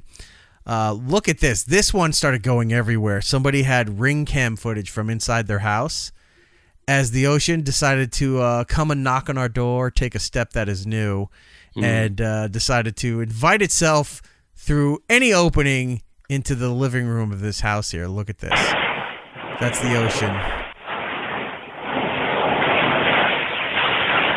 Breaking into this living room. The couches are floating. There's a guy's desk with his computer and everything up there on the right-hand side. The bay windows are gone. Maybe there was a sliding glass door there. I don't know. But the ocean just decided to invite itself into the house, made itself comfortable. It's going to hang out for a little while. Right on the ring cam. That's what they're meant for, right? Is to watch these. I mean, at this point, we see a lot of footage of all kinds of things by ring cams. They should be getting money. They should. I'm sure we should sponsor. They put all this together, and this is why you need a ring cam. They put it all together with the footage. You're just seeing tragedy. I bet they're great in like insurance but the claims. ring cam logo is right there in the corner, and that's great branding, to use for the We'll commercials. survive a hurricane. We will. Let's see what else we got here. We watched that one here. Here's another one. Transformers blowing up. Ugh, that sucks. Right? It's just everything's glowing and when disasters like this happen, and we've talked about these things before, you get the overzealous weathermen. Do we have any footage of any overzealous weathermen and incidents with this particular hurricane? Because you know the one where the lady was sitting in a kayak freaking out. Yeah, I didn't see anybody going crazy. I can't find that clip, but we had the one clip of the guy out there. He was broadcasting, and then some guy was just shirtless in bike shorts, just jogging. Oh yeah, Fox News had it. It was Fox. Which was surprising to have them have a weather division. Yeah, we found out Fox has a weather channel that we weren't aware of. Yeah, we tell you where it's going. Let's see right here. Andy Hannon in the chat saying, as someone who lives down south now, these hurricanes aren't as bad as northeasters. Not northeastern, the nor'easters. Yes and no. I've dealt with a nor'easter and hurricanes, both trashing my studios within the same year. So it depends. The nor'easters can be pretty bad, The hurricanes usually just bring so much water at this point. It's not even the wind damage. It's so much water so fast that the sewage systems and your infiltration stuff just it comes right in through the water table, comes up, so it's coming up through the foundation. It's not coming through cracks or doors or something in the wall. It's just like, oh, look at all my carpets floating in the basement, and there goes the couch and the washing machine. This is all just for naught. There's nothing we can do about this. Carolina's weather made me feel like it would be nothing. The Carolinas got not so much wind, but a ton of water. Like, this storm was just all about flooding. You're right. The wind was bad in some parts, but then it just became that there was too much water too fast. I think one of the reports down there, they were getting 8 to 12 inches of rain in the one period of when the hurricane was coming over it. It's like, that's way too much for any environment to process at that point. And then you get all that flash flooding and all that nonsense. I want to end with this. So, of course, we didn't find the exuberant weatherman, but we did find the one asshole that had to go out and make it all about himself. Is this what I think it is? Oh, no, this isn't even what I was thinking of. What were you thinking of?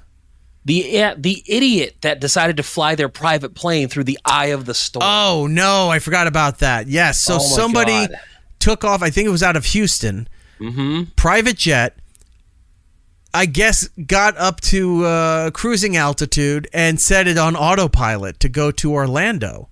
Yep. Flew through the eye of the storm. People were freaking out. The FAA was going crazy. They were trying to contact the plane. They couldn't get in touch with them. The plane wound up landing, I guess, safely in Orlando, while the vast bands of the hurricane were still going on. But we had to imagine they had law enforcement out there ready to arrest these people or at least the captain for endangering the lives of people by flying through the eye of a hurricane. Ridiculous. Anyway, so this guy got a lot of press, got a lot of mileage out of this because he had to make it about himself. His house flooded. He was right near the bay, and decided to live stream from his kayak. Look at electrocuting myself anymore. We have we got the chlorine going, so try to disinfect some of this nastiness. That's good. He's witty. Florida things. Florida man doing Florida things. By the way, please visit hornblasters.com. I'm located here in Tampa, Florida. Bro, get out. What are you doing? Yeah, I got the chlorine morning going, show host. All right, he's already a douche because, one, he's not funny. He's doing this he's trying to be witty. Too. 2, he's live streaming this thing. 3, he's wearing Crocs. Fucking Crocs. You've already lost Get any it, he's in credibility. Arizona. I mean, in Florida. But look at the water levels for his house. Like all this there. water's bubbling underneath the foundation, so that's not good. I think that's like how sinkholes happen. The water is smashing up against the window. When I open it, it gets really choppy in here. It's still coming in through the garage. Okay, so that's the first video. What were you gonna say?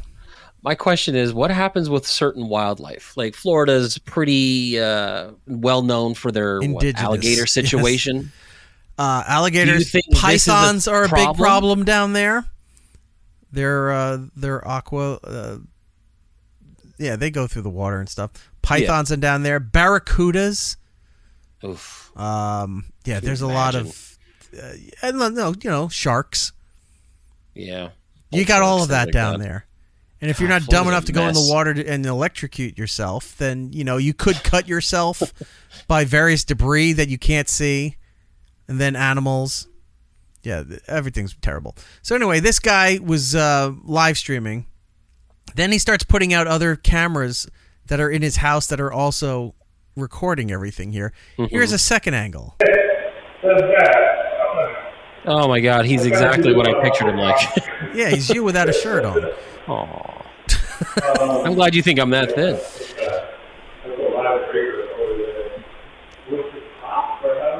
He's just floating in his living room. live Well, streaming. this looks like a house or some kind of like thing that's not. Did he say this was his garage or whatever? Because this looks like a house that's not finished. No, he said it was coming through the garage, which is a Okay, door so it's a behind separate- where his head is.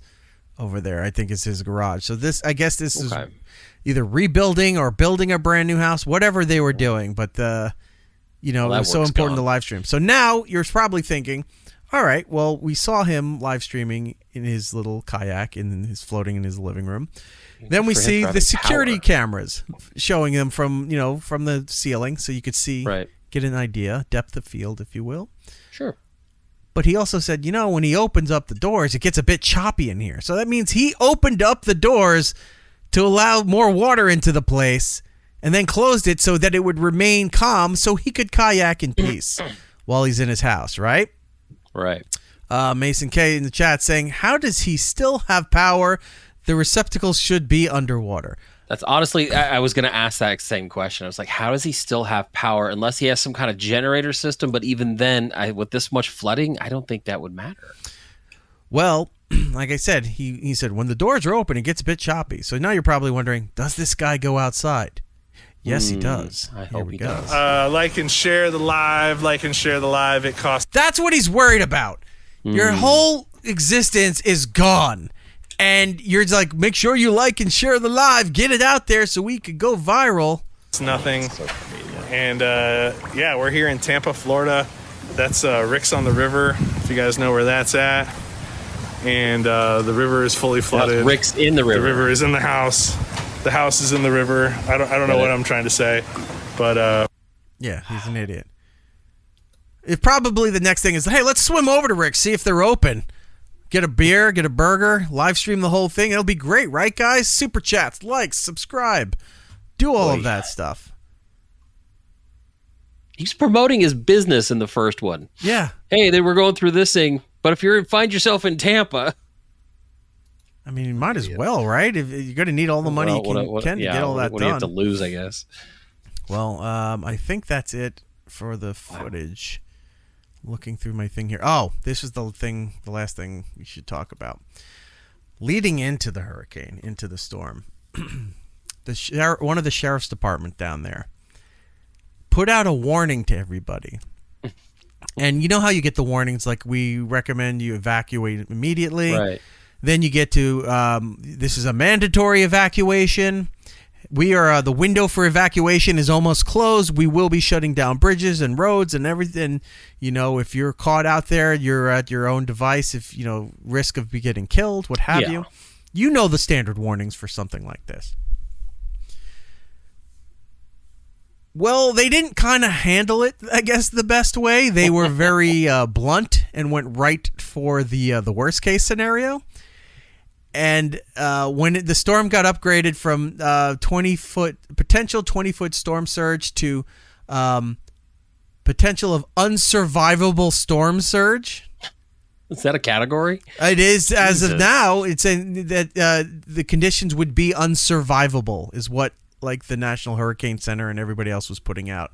Let me read to you what the Taylor County Sheriff's Department put out to its residents. We are requesting that all residents, guests, and evacuees refrain from returning to the area until officially directed by the Emergency Operations Center. This directive will be communicated via social media, news outlets, radio, and emergency alert systems. Returning prematurely poses significant risks due to expected heavy flooding and other hazards. Many roads will be impassable, and they may be down power lines, fallen trees, and other dangerous conditions. I got to take the scroller off because it's blocking the bottom part of this for me. There we go. We turn that off. Okay. If you or someone you know chose not to evacuate, all capitals, please write your name, birthday, and important information on your arm or leg in a permanent marker so that you can be identified and your family notified. Oh, my God.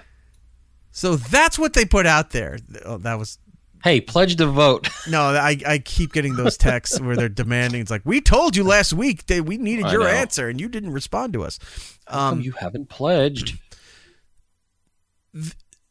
this is beyond, hey, you have a small window to evacuate. If you're going to stay on your own, there's no chance that emergency services can get to you.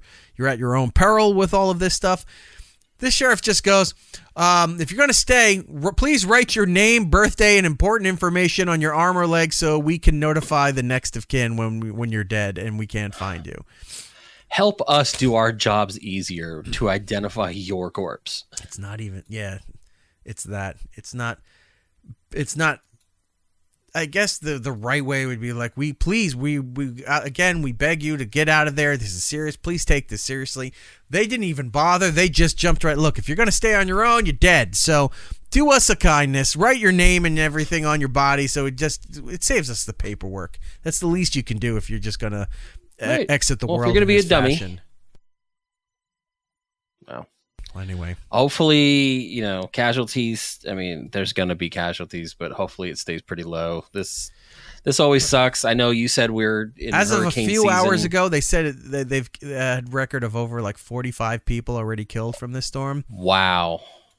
So it could be a lot more by the time all this, because again, some of these areas, the water's still either going crazy or hasn't receded yet, and they can't even go to investigate.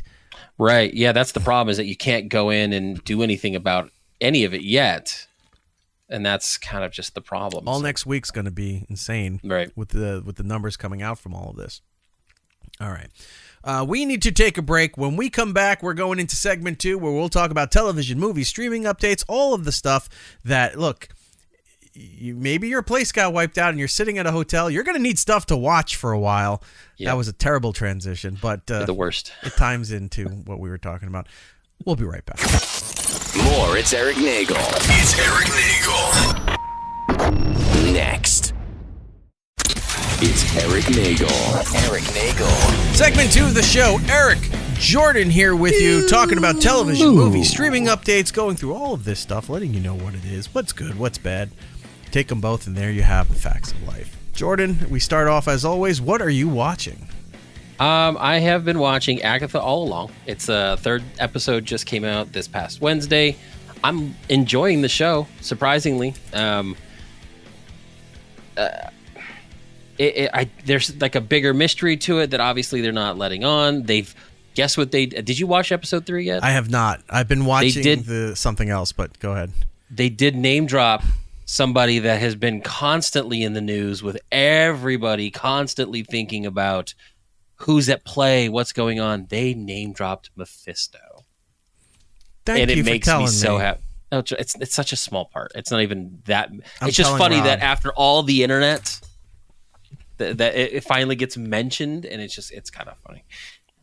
But yeah, I am enjoying Agatha all along. I have noticed, and they did not name the episodes what we thought they were going to do. So all those fake titles, all those fake things had nothing to do with anything other than to push it out. Oh no, we're calling Rob.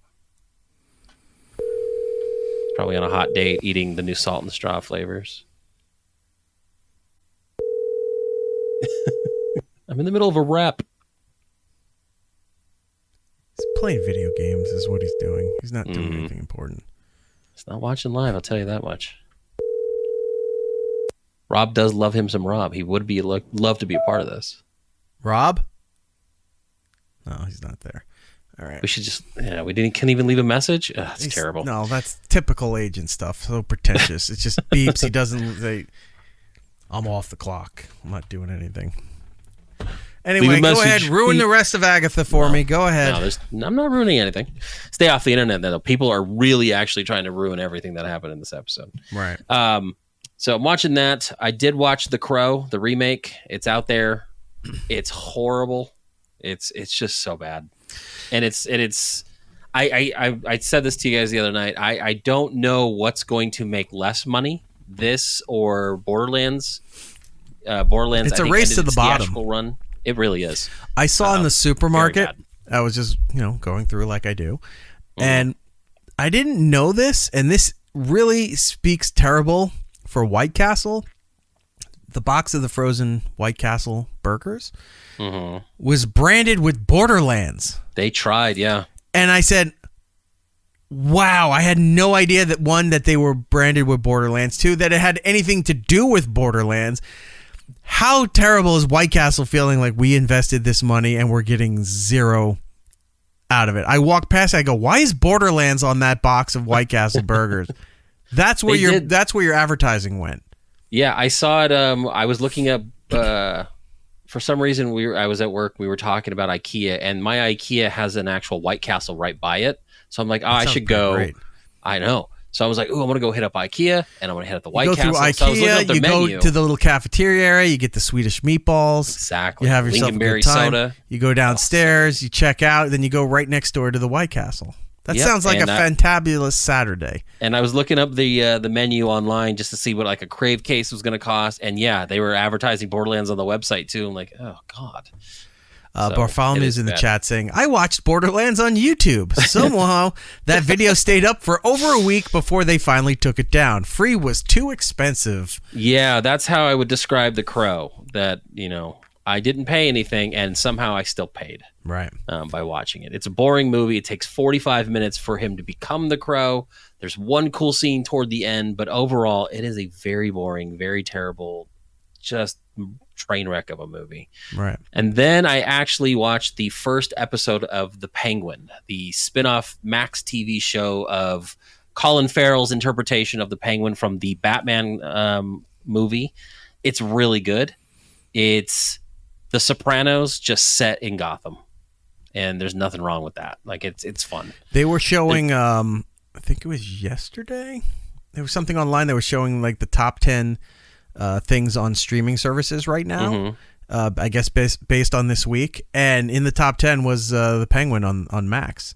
Yeah, it was like 5.5 million viewers. You know what wasn't on there? Agatha and the Lord of the Rings show that everyone says is so terrible. Well, you're gonna find out that they're wrong. And Agatha had a very strong first week. I'm not knocking the Agatha thing. The Lord of the Rings thing looks terrible. Yeah, I rewatched. I ended up rewatching the Hobbit movies with the boy and getting him into kind of just watching that stuff, and it kind of made me really kind of want to try checking it out. But I still just can't pull the trigger on spending time on a show that feels wrong. So, second season, I'll probably check it out at some point. But yeah, but that's what I've been watching, other than rewatching Arrested Development, which continues to be a hilarious show. It is with Bob Loblaw.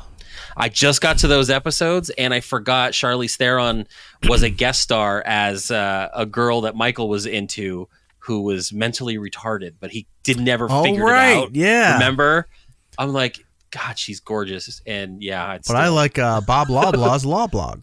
Yeah, Bob Loblaw. You got to check out Bob Loblaw's Law Blog. Do you have a maid's outfit? Come over to my house. And she's like, yeah, I could do that. And she's taking out the trash. I didn't get to see the new episode of Agatha because I've been watching the Mr. McMahon documentary on Netflix. Yeah, I really wanted to catch up. I'm up to episode 5. They're all like an hour long each, the episodes. So you're getting a lot. Did you ever figure out how many episodes we're getting? Nope. I didn't want to check. I'm still not going to check. I'm just going to write it out as is. But I've been enjoying it so far. It's been interesting. What else did I watch? I went and saw Transformers 1. That's a very interesting movie for you to go out and watch. How did you like it? I really enjoyed it.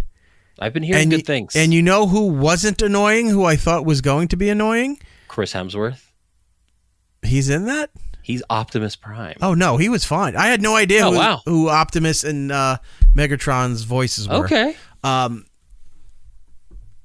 next guess would be Bumblebee. Keegan-Michael Key is Bumblebee. Well, he's not Bumblebee in this. Well, I forgot what they called him. B117 or B something like that. They keep calling him B. Because Megatron is like D17 or something to that effect. So he goes crazy at parts of the movie, and he's speaking a lot, like he's over excited, very caffeinated. Yeah, overexcited, and he's like, "Oh my god, I could do this now!" And he's going around doing things, and he's just talking a mile a minute. I can't remember who it was, but from the original Transformers show when they did the movie, remember there was somebody. Yeah, it was the Micro Machines guy. Yeah, there was the mic. Somebody was the mic talking about it all the time, going like crazy like that. I don't think he was Ratchet or Wheeljack. I'm trying to think something who he was. But that was more of that character than what Bumblebee is supposed to be. But that's how Bumblebee was portrayed in this. Anyway, this was all really good. I really enjoyed it. I was surprised how much I enjoyed it, and I was glad to enjoy it. There's a lot of big names in this movie because I also enjoyed that Transformers series they had. I think it was on Netflix. It was Netflix. They did 3 like movies. The Cybertron one. Yeah. And I hated the Beast Wars stuff. I don't give a shit about that. And I hated the Michael Bay movies. They're all terrible. So Transformers 1 was very good. I recommend that. And then I watched on demand. I don't know what caused me to watch this, but I did. It was called Afraid. Yeah, I saw a trailer for that one. But the AI is capitalized in it because it's about AI. Yeah, it's a really bad Black Mirror episode as a movie. It stars John Cho, who you know him as Harold from Harold and Kumar. He'll never leave that down. That was like 30 years ago. He was Sulu in the Star Trek movies. Right. That J.J. Abrams did. This movie was not good at all.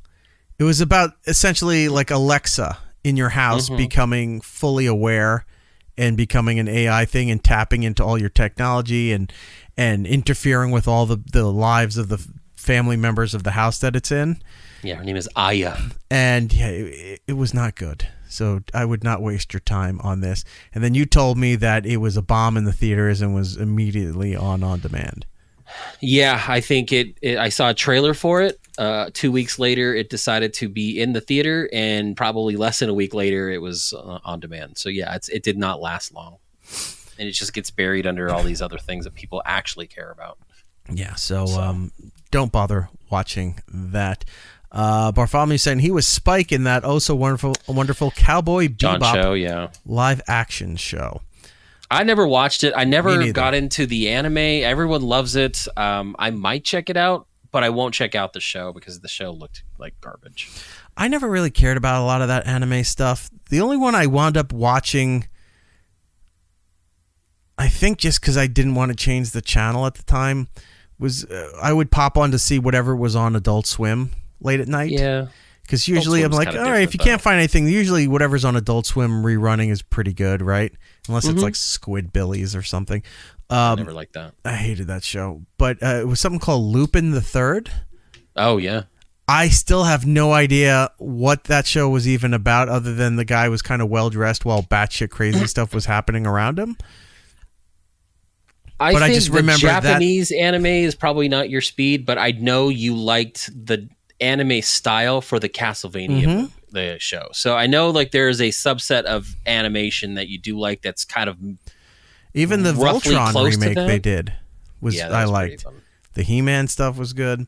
My daughter is into My Hero Academia, so she's blown through like 7 seasons of that. She made me buy her Crunchyroll for a month so she can catch up on the newest episodes. I started watching some of it. It's kind of funny.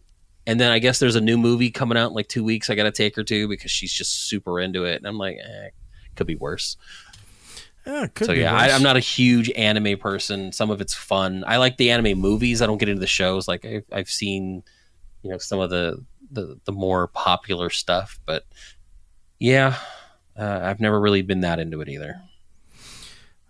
She could be sneaking out of the house, doing all kinds of debaucherous nonsense. All she wants to do is watch anime. She's screaming at you because she needs the ads-free version of Crunchyroll, not the basic free. Oh my God, it's like you were in my house. So I have, I have Disney Plus, and it's bundled in with Hulu and whatever. Hulu had the first 6 seasons of My Hero Academia, so she had the access to watch it. I think the first 4 seasons were on Netflix, so she watched it there, and then she's like, the rest of the seasons are on Hulu. I'm like, perfect, I've got it. I don't pay for the ad-free Hulu, and the amount of hate she gives me because I won't pay the extra money to take the ads off of her stupid anime. Yeah. Is palpable. Like I'll walk into a room, I was like, what's going on? And you can see a commercial going, and she's just giving me this go to hell stare like I'm dealing with commercials. I'm like, yeah, but you're not paying rent, so good luck with your show. I'm going downstairs. Even though my kid is way too young, but they're at a level where some things apply. Right. I really am resenting this level of entitlement that our kids have with these things, because it's much worse. It's not stuff we grew up with. No. And if you're in your case, your kid's complaining that you have the ad version, right? Yeah. Commercials. God forbid. Right. We have 2 channels. Now, I do pay the extra stuff on all my streaming stuff if they have those tiers, so that I don't have to get the ads. And I just do that because it's a convenience I'm willing to pay for. Yeah, in my case, mine's bundled into my phone, so that's it. But that's what we're getting. But you know what I'm saying. You're willing to pay the extra for the convenience factor. And that's just because we know what it's like to watch with commercials. We know what it's like to watch regular television growing up. So that we have these options, it's nice to pay that little extra for this kind of convenience that I could put it on at any time and go right into the episode. It's like trying to watch somebody's Twitch channel and you're not subscribed to them. Yeah. You're like, oh, let's see what, they're playing that new game. Oh, crap. Now I got 3.5 minutes of commercials because this thing's going, because I didn't subscribe. And now I got to deal with this shit. I think the term is generational trauma. We're not going to put onto our children the shit we had to suffer through as children. Right. That's why they get all the cool new games. That's why they get all the cool new fun toys. The entitlement. That's why they get commercial free. But the entitlement is aggravating. Now, right, I'm not saying that I won't. It's annoying. I'm not saying that I won't go in and do that for them. Mm-hmm. But just the entitlement of that, you just expect it.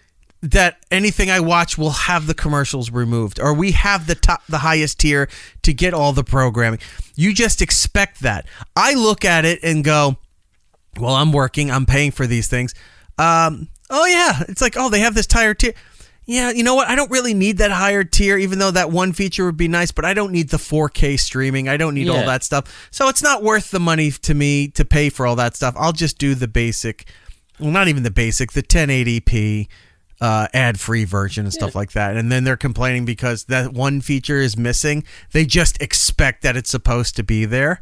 Yeah. And I go... Again, when you said that, it's like you were right here having the conversation with me at the same time. It's like, look, kid, I'm so mad I'm with you. I don't want to watch the ads too. But I know that I'm like, all right, I have that option. I'm going to select that option. Right. You come in kicking and screaming like, how come this option wasn't automatically there for me?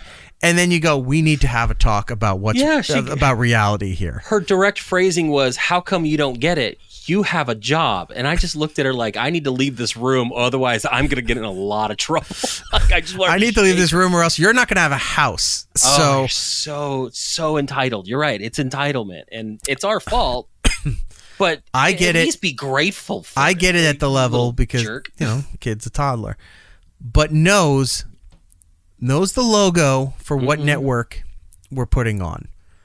So, knows the whole Netflix intro thing. So then... Is she telling you what you have to be watching at this point? Yeah, sometimes. Okay. But based on whatever service I put on, recognizes the logo and the sound. You know, that whole little... I forgot what they call the opening... The opening package for the streaming services. Right. And then automatically knows the programming that's on that streaming service. So if I put on Disney Plus and she hears it and sees it, put on Encanto, put on Moana, put on... she knows what she wants. The Lego Disney print. There's a Lego Disney Princess thing that's on there. Put on Mickey Mouse. Put on... Like, she knows the roster in her head, so I can't lie and say that's not on here. They know. A Netflix comes on. Put on Gabby. No, I'm going to watch. No. You're on that. You got to put on Gabby because she heard the Netflix thing. So now I got to put on Gabby's Dollhouse for her because she knows. When they're watching it on something else, I think one of her grandparents. She was in the car. She wanted to listen to something. And I guess they don't have the paid version of Spotify. They had the free version. With the ads. So an ad played, and the kid went off screaming, I don't want to hear this. No, get the... Like, the next song doesn't come on because she knows the playlist. She knows what next song's coming on. And an ad came on, and then I had to hear from her grandparents about, oh, my God, she was kicking and screaming. I was like, yeah, this is the thing now. I had my car radio on one day after I picked up the kid from school. I didn't have my phone plugged in, so I wasn't listening to my Apple, whatever. And was just listening to terrestrial radio. I kept getting, change this. I don't want to hear this song. I was like, I can't. This is what they're playing. What do you mean? I'm like, oh my God, have we really got to that point where everything is so on demand that when a commercial comes on, or if you can't advance to something else, it's foreign to them. It just, again, the entitlement of just change it. I was like, I can't just change it. I had a bit of an awakening, if you will, or I don't know if it was before or after the pandemic had already started, but and I think I talked to you about this, about having your phone at the table, be it your dinner table or at a restaurant, used to be considered bad form, used to be considered inappropriate. It was rude. It was impolite, what have you. And if you had the phone, you couldn't even just have the phone sitting on the table. It had to be away. That was offensive to people. But then now when you go there, you have your phone and stuff like that, but it's now offensive if you go like, you have your phone on and so it doesn't light up while you're talking. If you just put it face down on the table, I had, I guess a niece told me this. They said, what do you that's considered rude. What do you mean? Turning your phone down and putting it on there means like you're hiding something, or there's something you don't want people to see. I go, no, really? I just put it there so that it doesn't light up, because like I get LinkedIn alerts, or I get weather alerts. I get so many emails. I get any of those things. So I just don't need to see the light constantly going on, and I don't want to tuck it into my jacket. I want to leave it here on the table. So I learned that was something that if you put your phone face down, that's considered kind of rude. I had no idea. But the awakening I had was the phone at the table, and again, this is like 5 years ago, the phone at the table is not a stigmatism anymore. It's not so weird. Rude. It's anymore. Not considered rude. Now it's considered, if you don't have it on the table, nobody says anything. If you have it on the table, nobody says anything. But if you're sitting there through dinner while having a conversation and you're looking at your phone, people still will say that's rude. But if you're not having a conversation and you're out to dinner and everybody's looking at things on their phone, they're taking photos of their food or whatever, that's not rude anymore. That's just how you act as a human being. So seeing what our kids are now just accustomed to, and knowing what we've grown up, and it's not like, oh, back in my day was much better. It's not. It's so much better now. I get it. 100%. But knowing the process to get to the point that I can pay for the subscription with ad-free, instead of, we just got to the hotel, they have Netflix on the television and it's not the ad-free version, and they're screaming, why is this showing up while my show is on? And you're going, oh my God, that's how far we've moved on from, like, we could never go back. No. And I was telling you guys the other night when I was with my Verizon possibly getting rid of the unpaid version of all this stuff. If I would come down to having to pay for something, I'm going to definitely pay for something that doesn't have ads. But it's where now at this point I can't get rid of Disney Plus the same way I can't get rid of Netflix, because Netflix has become, maybe I'll watch it, maybe I won't. I could go weeks without ever watching something on Netflix because there's other things to watch. Right. But I never get rid of it because it's almost like a utility now. I have to have it. I don't do terrestrial TV. I have to have something that I can stream with. Yeah. And that's just kind of where I'm at, where it's now I'm never going to get rid of it. No. Even if I don't watch it for a while. No, I've been finding ways to try to get rid of the rest of my basic cable because I'm not watching it. The only thing I watch is some of the network channels, like NBC, ABC, all that stuff. I want those four because I watch the national news off of them, but I'm not watching anything. My kid's not even watching like Nickelodeon or PBS for the kids stuff. They're watching it because I think PBS has their own app, but they're tied into somebody else. I don't remember who they're streaming with. Sesame Street's through HBO, so you can just go there and watch the stuff, so you don't need that. So I don't even need the, like, Nickelodeon. I don't need the kids channels. She's not at that level yet, but when she does, it's all on Paramount, so I don't need to have the actual cable channel anymore for any of this stuff. It's just amazing to what they're accustomed to and what is considered a big hindrance on them. Like a 2-minute ad is the worst thing to ever happen to my daughter. Right. And you go, seriously? This is a problem. Look, I'm with you. I think it's annoying. I wish I could skip certain things. I hate pre-rolls on YouTube videos too, but you know what? I kind of like the channels that I'm subscribed to.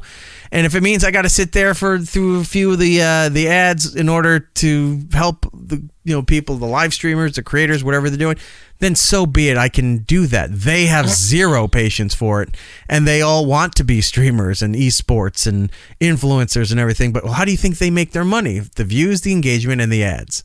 And if you keep cutting that out, then there's not going to be any money. Yeah. But anyway. Bartholomew was saying, I would have thought face down was more polite than face up. And I thought so too. And you know what? I still do it. I don't give a fuck if no one said anything to me other than they did. And they said, that's what it means. And I go, face down, ass up is the way I like to have my cell phone. Yeah. I like the butt. Like you're hiding texts or something from people. It's like, no, I just don't want the light shooting off in the corner all the time because of 19 different alerts that I'll get within a matter of moments. Yeah, someone left a YouTube comment. Somebody sent me something on Instagram. A new email came, like any of that stuff. And I turn off most of those notifications, but some of them I have to keep on. And alas, there we are. So anyway. All right. Yep. Moving on. Here's what's out now for your consuming needs. In theaters, The Wild Robot. I don't know what that is. What is that? It's like a DreamWorks cartoon about a robot that gets kind of I do know that lost in the woods. Yeah, I saw that. Apparently, it's very cute. I'm going to probably take the kids this week during their break. So I'll probably try to see it before next week. So. Okay. And then is this... Megalopolis. Is that Francis Ford Coppola's? Right. Yeah. So Megalopolis is finally coming out. We'll see how well that does. I'll watch it when it's on streaming. I'm not going to the theater. Yeah, I can't do that one in the theater. It seems a bit pretentious. And if I'm going to sit there and deal with that, I might as well do it in the convenience of my own home, watching that. On FX, Grotesquerie. Grotesquerie. That is how it's pronounced? Grotesquerie? Grotesquerie. What is that? So I forget the guy's name, but he's the one that did American Horror Story. He developed that show. He's developed a new show. Niecy Nash. Yes. This is like a serious property for her where she's, I think, like a detective. Was she the one from Reno 911? Yeah. Okay. Big black woman, big butt. Yeah. Yeah. She's funny as shit. But yeah, this one she's more of a serious character. I think she's a detective, dealing with some stuff.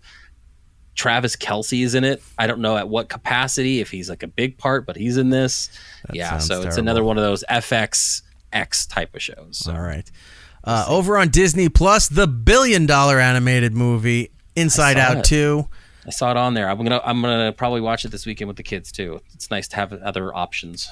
Watch that. I still need to watch Despicable Me 4. I haven't watched. I've never watched any of those. I actually enjoyed the first. Well, maybe the first one, but I've watched all three of them. I didn't hate them. Like they were fine. They're popular. Thought they were fine. So the fourth one made a lot of money until Inside Out 2 came out. Like that was a big hit. So I've got to go back and watch the fourth one then. So I don't know who has that. I think that's Universal. That might be. So I might be see Peacock, if I still have probably. Peacock. Yeah. And then over on Netflix, like I said earlier, I was watching the Mr. McMahon documentary is available for you to go and check out. It's coming out next week. On demand, not Disney Plus. On demand, you can go and rent and purchase Deadpool and Wolverine. Yep, October 1st, and then physical release the 22nd. So we'll probably not see Disney Plus till either late November near Thanksgiving or possibly early December. So next week also on Fox, season 35 of The Simpsons. So happy. And which means in about, let's say, so if they start next week, so in another week or two will be the new Treehouse of Horror. So they'll be 34. They're a year behind, right? 34. I still like those. I'll go back and watch. They're all fantastic. They're very well done. Like they put a lot of effort into the Treehouse of Horror. I gotta call Mike and see if he did anything for them this year. Okay. So we can look for that. And then in theaters, The Joker 2. Folie à deux. Do not want to see that movie. No, and apparently some people do because they yelled at me on Instagram when I was saying that both movies are terrible. That's right. I forgot about that. All right, moving on. What are you not getting yelled at? These are the people who died. Maggie Smith. Dame Maggie Smith to you, commoners. Yeah. She recently passed. Today, right? Was it today or yesterday? This morning, yeah. She passed away. Legendary actress, has won a couple of Academy Awards, but in recent decades, people really knew her from Harry Potter and Downton Abbey, which I've never watched Downton Abbey. I watched the first, I think, 2 seasons. I enjoyed it. I just fell off and just never got back into it. Then they started making movies, and I'm just like, okay, I'm too far past where everybody was all talking about it. So now I just don't care. I might go back, who knows? But I enjoyed it. I asked somebody a while ago, I'm like, what was the difference between Downton Abbey and Bridgerton, which is the Netflix one? Nudity, probably. Yeah, but it said Downton Abbey are a bunch of assholes, and Bridgerton is just overly gay for some reason. So I said, all right. So I'll check out Downton Abbey. I know that was... So I put Bridgerton on my list. Again. Downton Abbey was fine. I knew her... One of the first movies I ever saw Maggie Smith in is... did you ever watch the original Clash of the Titans with Harry Hamlin? Was that the animated one? The one... Well, no, it was the one that had that old claymation Harryhausen stuff. She's in that. She was very young in that. I haven't watched that since I was a kid. Yeah, that was the first foray into like her acting career, and then I saw her in a movie that I really, really love, and every time I have the opportunity to tell people to watch it, I'm going to do it. It's called Murder by Death. It was made in like 1976. Peter Sellers, Alec Guinness. It basically... That sounds good. It's fantastic, and it's like a murder mystery comedy. It's like a Neil Simon movie. I love anything with Peter Sellers in it. He plays a Chinese detective. So, of course, it's overly racist. It's funny as shit, though. You had me at Peter Sellers, but you're just putting cheese on top of the already fantastic appetizer that was... Just tell me when, and I'll just keep grading it on top for you. Let's see, where can I watch this? Might be streaming on... I don't think it's streaming on any platform. I think I have to go and... Definitely find it. It's basically Get it's out making of fun on of the YouTube. Maybe, I don't know, but it's making fun of detectives, like the old detective novels where you've got Peter Sellers is the Charlie Chan. There's an Agatha Christie character. There's the whole movie's Peter on Niven's YouTube. in it. Watch it. It's so good. Oh, I'm bookmarking this right now. You will laugh. It is fantastic. It's one of my favorites. Peter Falk's in this? Peter Falk's in it. He plays like a Sam Spade type character. Oh, Cromwell's in it. Yep. James Cromwell. He's very young in this one. Yeah, he looks like Graham Chapman. He plays the driver. Yeah, he's in a red tuxedo.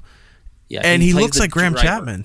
Yeah, he's the driver of the Belgian detective who was like Is that Dom DeLuise? No. Who's the guy, the short guy with the mustache? I don't know. I don't know I think his name is James Coco is the actor. But he plays a Belgian kind of Hercule Poirot type character, and he's always hungry. And then like one character goes, I'm so cold I feel it in my bones, but his accent is so bad he thinks he says buns, and he goes, "You have buns?" You would love it. It's very Clue type, like esque. And if you liked Clue, you'll like this movie. It's one of my favorites. I just bookmarked it on here. It's available. It's on one of YouTube's channels. Yeah. So that's a good one. It's one of my favorites. One of my mom's favorite movies. She introduced it to me when I was younger. And I didn't want to look at the comments, but I was trying to move the screen, and the first comment is right at the top of the page here under the description and all that. And it just says, this movie doesn't go 30 seconds without a hysterical line. One of the funniest movies of all time. It is great. Peter Sellers, like I said, he plays Charlie Chan, and he's always doing these things like mansion like fat woman, hard to get around. Like he does those kinds of things. Fucking hilarious. Look at this playlist here. It's all movies. It says free with ads. All right. Idiocracy, Dracula Dead and Loving It, Big Trouble in Little China. Such a dumb movie. I love Death that on one the too. Nile, which I don't think I've ever seen. Was that the newest one? 1978. Okay, so not the So I Married an Axe Murderer, The Burbs, Naked Gun, 1, 2, and 3. The Great Escape. I love The Great Escape. It's a long movie, but very long.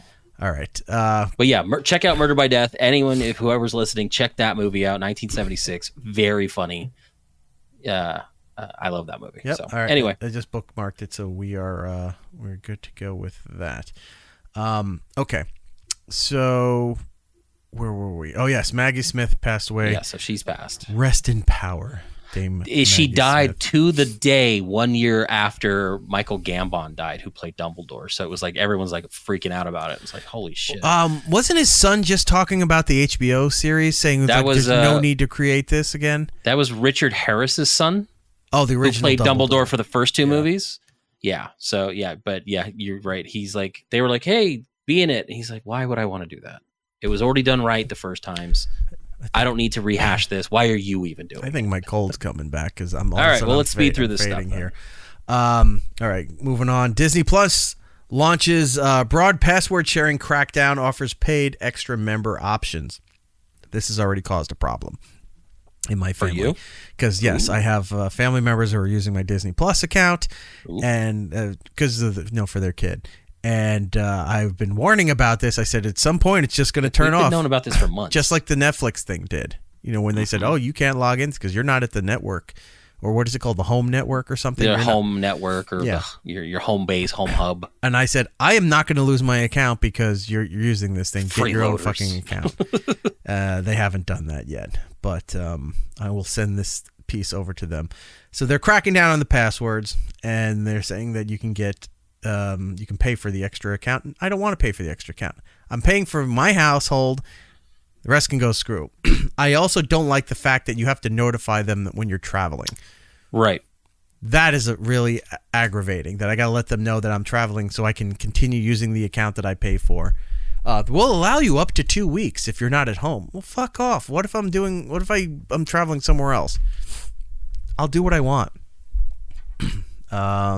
All right, so that's happening. Moving on, Agatha All Along had a very strong first week with 9.3 million views on Disney Plus. Did very well. It's doing better than WandaVision did. And it's almost twice as many viewers in the first week than The Penguin. And The Penguin was a success at like 5.5 Then why wasn't it on that listing of the top 10? I don't know. That's why when you said that, I'm like, that seems weird because everyone's very surprised that it did so well within this first week for the first two episodes. I will say this. I didn't I liked the first two episodes. Mm-hmm. He's not a problem. I just thought the idea of him was annoying, the gay kid with him, because like of course you got to look, I don't know why I'm surprised every time, but it was like, all right, he doesn't do a whole hell of a lot, so he's not really annoying. He's not a problem so far. Mm-hmm. The singing that they did, song was kind of cheesy, but it was used for a certain thing.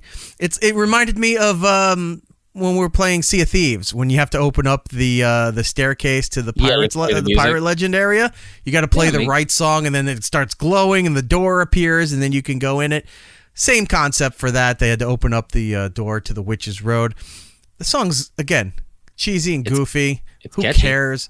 But it wasn't annoying and pandering as the power of one too many. It didn't feel shoehorned in. It felt very organically part of the story. And that's why when I said it last week, I was like, look, there's going to be another scene like what happened with the Acolyte. But in this case, it fits. Whereas the other one just felt shoehorned in. That entire episode felt shoehorned in. Right. So doing big very well so far. I'll watch the third episode this week. What days does it come out? Wednesdays or Tuesdays? Wednesdays at 6 p.m. Pacific. So they're doing let's 9 release p.m. it not only on the day, but at a certain time. So I got off work going, where's the Agatha? And I had to wait an hour. So yeah, 6 gotcha. o'clock. All right. Sci-Fi and USA Network's horror comedy series based on the terrifying killer doll Chucky was canceled after 3 seasons. I had no idea it was even a thing. Oh, yeah. Maybe we talked about it. It was not in my view of watching. I've never seen it, but yeah, everyone liked it. Whitney Cummings, the batshit crazy comedian, set to host Friends game show. Wait, I didn't for write Max. that in there. This sounds terrible.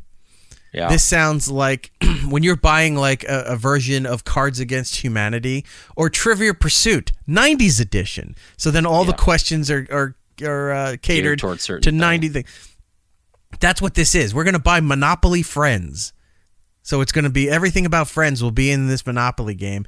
She's hosting a series on Max. It's Friends Fan Competition Game Show titled Fast Friends. The 4-part special announced earlier this week amid the 30th anniversary of the hit NBC sitcom. Set to film next month in New York at the whatever. Who cares? No one's going to watch that. What else? RoboCop. You can tell I'm fading here. You want me to do this? I got it. RoboCop TV series coming to Amazon. We had talked about this. We knew that it was coming, so I guess now they're officially saying that it's going to be available on Amazon. Okay. I like how they describe the show. They're like, hey, this is a giant tech conglomerate collaborates with the local police department to introduce technologically advanced enforcer to combat rising crime. A police officer who's part man, part machine.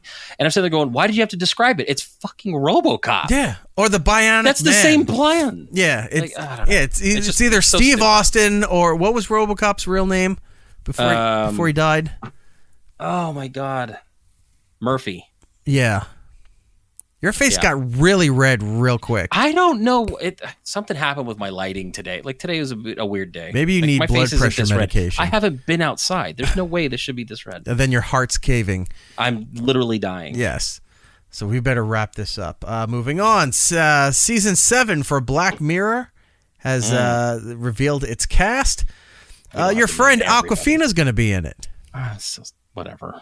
Peter Capaldi's a good one. Peter Capaldi, I'm excited about. Emma Giamatti. Corrin, they them is from. She's one of those. They them from Deadpool and One of Wolverine. those, She huh? played what was it? Cassandra, right? Yeah, Cassandra Nova. Cassandra Nova. She played sister Princess of- Di for a season in The Crown. She did, and yeah. she was in that show that I liked, Murder at the End of the World or something. Yeah, that's oh god, I gotta write that down because you keep telling me about it and I forget to watch it. Yeah, she was in that too. Very good actor. Act they. I don't know what to. Is that how you're gonna do it? Who else is in there? They're very good act thems. Act thems. Up and act thems. Up and act them. Paul I think what's Giamatti's. cool about, oh, go. No, I was just gonna say I think what's cool about this particular season is that this is gonna be the first time they're gonna do a sequel episode of the USS McAllister. So they're gonna do a follow-up episode with Christina with discount Milioti. Philip Seymour Hoffman. Yeah, or was it Fat Damon? Fat Damon, yeah. Yeah, so that's going to be a cool one. Rashida Jones is going to be in it. Jimmy Simpson, I liked him. He was in Westworld. He was in Always Sunny. Yeah. I like him. Chris O'Dowd. They say Bridesmaids, but he's from IT Crowd, damn it. Yeah, he was also in another movie. I remember. I forget Tracy the Ellis title exactly. Ross from Blackish. I don't remember. On I never ABC. watched Blackish. Jimmy Simpson from Westworld, from Always Sunny, from The Late Show with David Letterman. He's been in a lot of stuff. Yeah, he's one of those character actors that you recognize, but you don't quite know his name. Yes. So they don't have a date of when that is coming yet, right? No, probably next year. Obviously, we're hitting up October. We're not going to get a lot of new releases. We did mention, because that'll be on Netflix, but we did mention for the Christmas season that Squid Games 2 is coming out the day after Christmas. Yes. So you can look forward to that. I might go and rewatch that too. I'm gonna probably do it closer to when that releases. Did you ever watch Alice in Borderland? I got through the first season. I still need to catch up. You should rewatch that. Is it 3 seasons out now, or they're going to have a 3rd season? Okay. Or does it? I don't know, but I think they're coming out with a 3rd season. Well, whatever they have out there, I watched the entire thing. It's fantastic. I liked what I watched. I just haven't gotten to the next season. I might go rewatch Squid Game again. It's been a long time. Mr. Beast, Amazon sued by contestants on Beast Games competition show. A lawsuit against the YouTube superstar Mr. Beast and Amazon has been filed on behalf of 5 unnamed contestants in the Beast Games reality competition show, alleging that they were subjected to chronic mistreatment, sexual harassment, and more. The complaint was filed Monday, September 16th in LA Superior Court. The lawsuit alleges multiple cases of actions related to chronic mistreatment of and neglect suffered by participating contestants in Beast Games, a reality competition ordered by Prime Video in which more than 1,000 participants compete for a single $5 million cash prize. The suit claims Beast Games has a $100 million budget. Right. Like, this guy's making these videos on YouTube, and Amazon is just constantly like, we need to get... There must be something going on. Bezos has like, I got to get rid of billions of dollars. I'm making billions of dollars, but I got to get rid of it too. I have to spend it before the end of the fiscal year. Because look at the price tags that they did for the Lord of the Rings series. Fallout. Was Fallout Amazon? Fallout was Amazon, right? Fallout was Amazon. That was a huge budget. What about the Game of Thrones spinoff? That was them too, right? No, was that still HBO? That's HBO. Oh, HBO and Max have. Then it's Lord of the Rings that I'm thinking of, that they're spending like insane amounts of money for all of this stuff here. Let's see. Moving on here. California's new law enforces digital stores to be honest about purchase. Please tell us about this. So Gavin Newsom signed a law combating disappearing purchases of digital games, movies, music, and ebooks. Legislation will force digital storefronts like like an Amazon Prime or like a Sony PlayStation store to tell customers that they're just getting to license the digital media rather than actually owning it. When the law comes into effect next year, it will ban digital storefronts from using terms like buy or purchase unless they inform customers that they're not actually getting unrestricted access to whatever they're buying. They will have to tell customers that they're getting a license that can be revoked at any time and will provide a list of all the restrictions that come with it. Companies that break the rule could be fined for false advertising. New law won't apply to stores that offer permanent offline downloads and comes as a direct response to companies like PlayStation and Ubisoft. In April, Ubisoft started deleting the game The Crew from players' accounts after shutting down servers for the online-only game. Well, you get these things where you buy these movies digitally, and then all of a sudden they're out of your stuff. Right. Which means I bought that. Why don't I keep it? And that's what they're saying. It was like, well, no, you are licensing the ability to use that option. But and you're going to pay full price for everything. Physical media is why I do that. But this is part of that where you can't tell people you're buying a movie and then eventually take it away from you if you don't have. They were doing this for a while. I think there was it was like iTunes purchases and like not Kindle. What's the other book thing? Audible purchases and stuff. Like, for some reason the licensing went away. And so it goes out of your library. Yeah, that you paid for it, but it's like it says, if it comes back to our library, you'll have access to it. But for now, we're no longer carrying that, so you don't have it. But I paid full price for the book. I paid full price for the song, the album, the movie, whatever. Yeah. Yeah. So that's always what they're. Buy it. As much as California has some wacky shit that they do, I think this is pretty good. Because it is forcing people to actually be honest about what they're doing. Because a lot of people don't read the terms and conditions. No. Speaking of other lawsuits, Pokemon is having a lawsuit here. There's a lawsuit from Pokemon and Nintendo against the owners, creators of Palworld. Remember that game came out. Was that earlier this year or was that last year? Earlier this year, and I think it's right now only on Xbox and I think PC, and it's coming to... it's coming to PlayStation, I think, this month or this October. Right.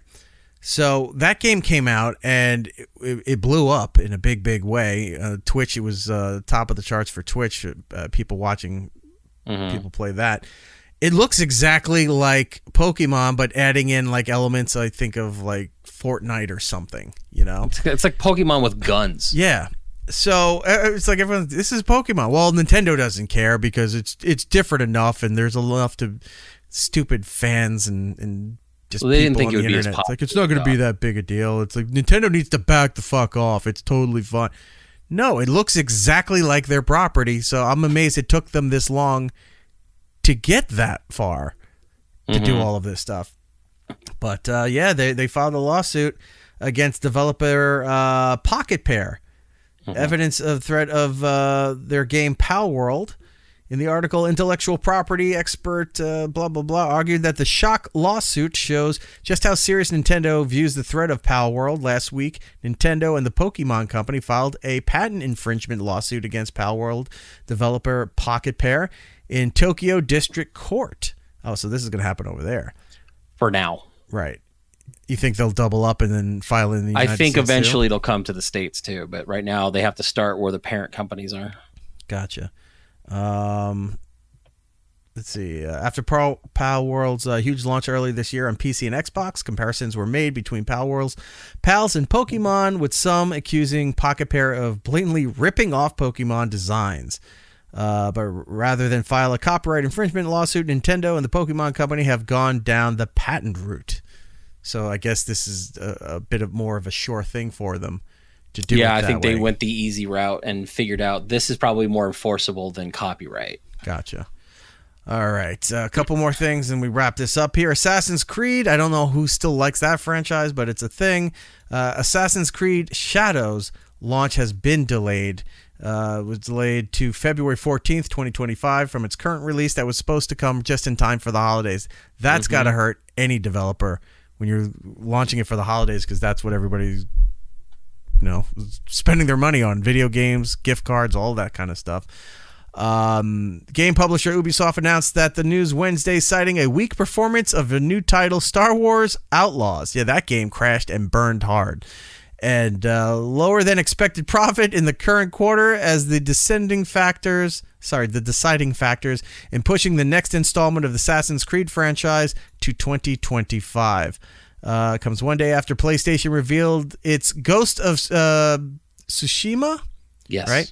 Sequel. I didn't know the sequel was announced. All right. Yep. Ghost of Yotei, which has a similar historical Japanese setting to Assassin's Creed Shadows, will debut in 2025. It looks fantastic. I cannot wait for that game. All right. It's going to be a good one. Sony State of Play announcement. Sony saved its biggest announcement for last. Sucker Punch is making a sequel to Ghost of... we just talked about that. Right. Following the big success of the 2020 game. The teaser just came out. It'll be available for release in 2025. Nothing specific for it, right? They showed the new protagonist. It's a woman. Of course, everybody on the internet all of a sudden gets pissed off about it. I can care less. If it's the same game set in a new setting and I get to kill other samurai and ninjas, I'm fantastic with it. Like the Sucker Punch is the developer, and they have not disappointed me with the last game or any of the DLC. I can care less who the protagonist is. Give me a sword. Let me go kill some shit. Right. I'm happy. I hate people complaining about stupid shit. Just enjoy things. Isn't that what the whole purpose of this show? That's all we do is complain about stupid shit. Yeah, but we're paid for this. Finally, to wrap it up, Horizon Zero Dawn Remastered, which was previously leaked by the ESRB, is launching on October 31st of this year. It'll be available on PS5 and PC. Horizon Zero Dawn Remastered hits PS5 and PC in October. Why is this? I don't know. I think I accidentally double posted. Just repeated everything I just said. Yeah, I liked that first game. The second game was great. I think the really shady and really shitty thing that PlayStation has done, and I think this is in response to their other game failing so bad and they losing a ton of money, is that the second they announced this, all copies of Horizon Zero Dawn that have been out there, digital or otherwise, doubled in price. Like, they instantly raised the price up because they know they're going to get people to buy it for $50 instead of $20 and pay the $10 remaster upgrade. Well, so now they're just screwing people up, man. Yeah. I already own it, but it's such a shitty thing to do. Right. And that goes through everything for segment 2 for this week. Before we go here, is this not working? There we go. Super chat coming up. Spaghetti Factory, $2. Thank you. E-Rock, what's the best new snack these days? That would be this, sir. Or ma'am, whatever, the Oreo Coca-Cola combinations, both as the cereal and as the soda. So that is your one seed for your snacking guide going into October, before more things come out for the fall and the holiday seasons. Because look, we're in the midst of pumpkin spice season, which, whatever, more of an apple. or some people are more maple for the fall. But we're quickly coming up, right after Halloween, is peppermint season. Oh, and that's I know. that I'm all about that. You are. You do love your Williams-Sonoma. That will be fantastic. Oh, yeah. I get to go back and get the peppermint bark and all that fun stuff. All right. We hit that. All right. We got to do the music's going. We got to do the plugs. We have to get out of here. So, as always, Jordan, our nation's eyes turn to you. I'm here. I'm not queer, and I'm proud of it. Yeah, just come check me out on Twitch, Instagram, all that stuff. Jinx Ronan. I'm going to start some stuff up soon. I know we're going to do some consumer stuff. So we're going to be putting out some more content. Can we do that this weekend? Right do we have time to do consumer? Yeah, we'll figure it out. All right, let's do it live. Sounds good to me. We'll do a consumer live this week. I mean, that's all I'm doing right now. And, getting ready for the holiday season, doing a lot of Halloween stuff. And I'm going to be playing some more video games now that I get a little bit more time on my hands. So. There we go. That sounds like a fun time. For me and for the show across the board and all the social medias, at It's Eric Nagel. Do us a kindness if you're listening on the... Oh, actually, wait. I said that wrong. If you're listening on the iHeartRadio app, thank you very much for doing so. If you're listening to us on another place like Apple, Spotify, anywhere you get your on-demand content, do us a kindness there. Go over and leave us a positive review. It does help out the program. Some do 5 stars, some do a big thumbs up, some just don't acknowledge us at all, but try to make our way into that world. Go leave us a positive review. It does help out the program. If you want to join us live each and every week as we do said program, usually on Thursday nights, Friday this week, but Thursday nights usually is how we do this. Go over to our live rooms on YouTube and on Twitch, all under the moniker It's Eric Nagel. And if you can't catch us live on audio or the video, then you can always catch the video at your convenience. It's over on the YouTube channel. The full produced version, whoops, I hit the wrong thing, of the show is there, and it's not going anywhere. I was gonna say, and go show some love about. It's gonna live and Eric's, die there. Yeah, and go show some love to the compilation recap of Eric's restaurant adventures. That was a good discussion to be a part of and a good listen on the other show. So the crossover show with the Brooklyn Boys, part of the Elvis Duran Network.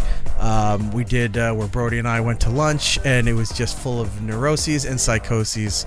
And it's called A Meal Breaker. It's available on our YouTube channel. Go and find that.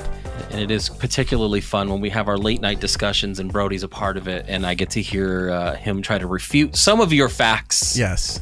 And it is nice to hear. So it is a fun episode. I am steadfast. What did they say? I stand on business. You're standing on business, which is a terrible term. It's so dumb. I pity the youth of this nation.